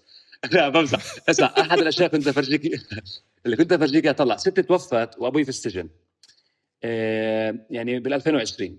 احنا لما نظفنا البيت وما الى ذلك لقيت طلع قديش، بس عشان انت كنت حاكي عن الاثار النفسيه والاسر. بال 2006 هي طبعا ستي ما كانت تقرا، محتفظه بقصصات جرائد مختلفه متعدده، كل واحدة تلاقي فيها صورة أبوي. يعني هاي مثلا من جريدة القدس، هاي الصورة هون، تمام؟ شايف؟ أوكي.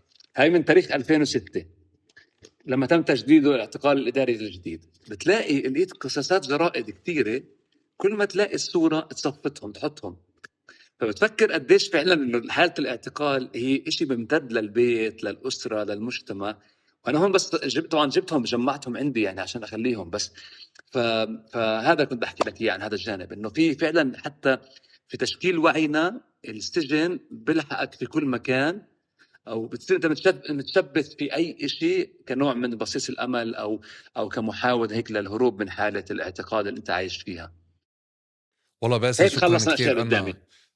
انا لو مصمم الحلقه تصميم كاتب بروفايل الشخص الضيف فعليا كيف لازم يكون، ما بيطلع معي بروفايلك زي ما انت يعني. وحتى بجوز الناس انا ما كنت بعرف انه والدك معتقل لما تواصلت معك بالمناسبه اول مره، يعني حتى بعدين لما انت حكيت قلت اوكي تمام. ففي إشي هيك طوال الوقت يعني بحديثنا عن هذا الموضوع حسن حظي إنه قدرنا يعني قدرت أعمل هذا الحوار معك أنت بالذات بأكتر من مستوى، على مستوى شخصي على مستوى عام، وأقدر أفكر معك بصوت عالي. شكرا على المعرفة اللي عم تنتجها، ممنون لك يعني. شكرا انه كمان الأكاديمية ما سرقتكش وما خلتكش تفكر بنص صندوق، فقادرين نفكر يعني بأشياء كتير أوسع. ممنون لك ويعطيك ألف عافية. أنا بترك لك المايك إذا بدك تحكي أي شيء وننهي يا صديقي إذا ضل إشي. لا شكرا، شكرا احمد، شكرا كثير حبيبي، يعطيك العافية، وعمل نتقارب قريبا يعني وجها لوجه. إن شاء الله نلتقي قريبا ويعطيك ألف عافية. شكرا يا احمد، يعطيك العافية حبيبي. شكرا جزيلا لكم، يعطيكم ألف عافية. بتمنى هذه الحلقة كمان ساعدتكم تشوفوا مشهد بشكل آخر، بشكل جديد ما بعد 7 أكتوبر. صورة السجون الإسرائيلية على حقيقتها صورة منظومة السجون زي ما شفتها أنا على جانب الأطباء وجانب المحاكمات وجانب القضاء وغيره. بس كمان يمكن إذا أنا طالع بالحوار هذا طالع بكمان نقطة إنه في عقد مقارنات مع أنظمة عربية أو مع غيرها في إشي بميز تحديدا فكرة السجون الإسرائيلية إنه هي مرتبطة بمنظومة قمع. بالحوار هذا جربنا ناخده بكل مستوياته وبكل أشكاله وأنواعه. شكرا جزيلا لكم، وإن شاء الله نراكم في حلقة جديدة الأسبوع القادم. شكرا.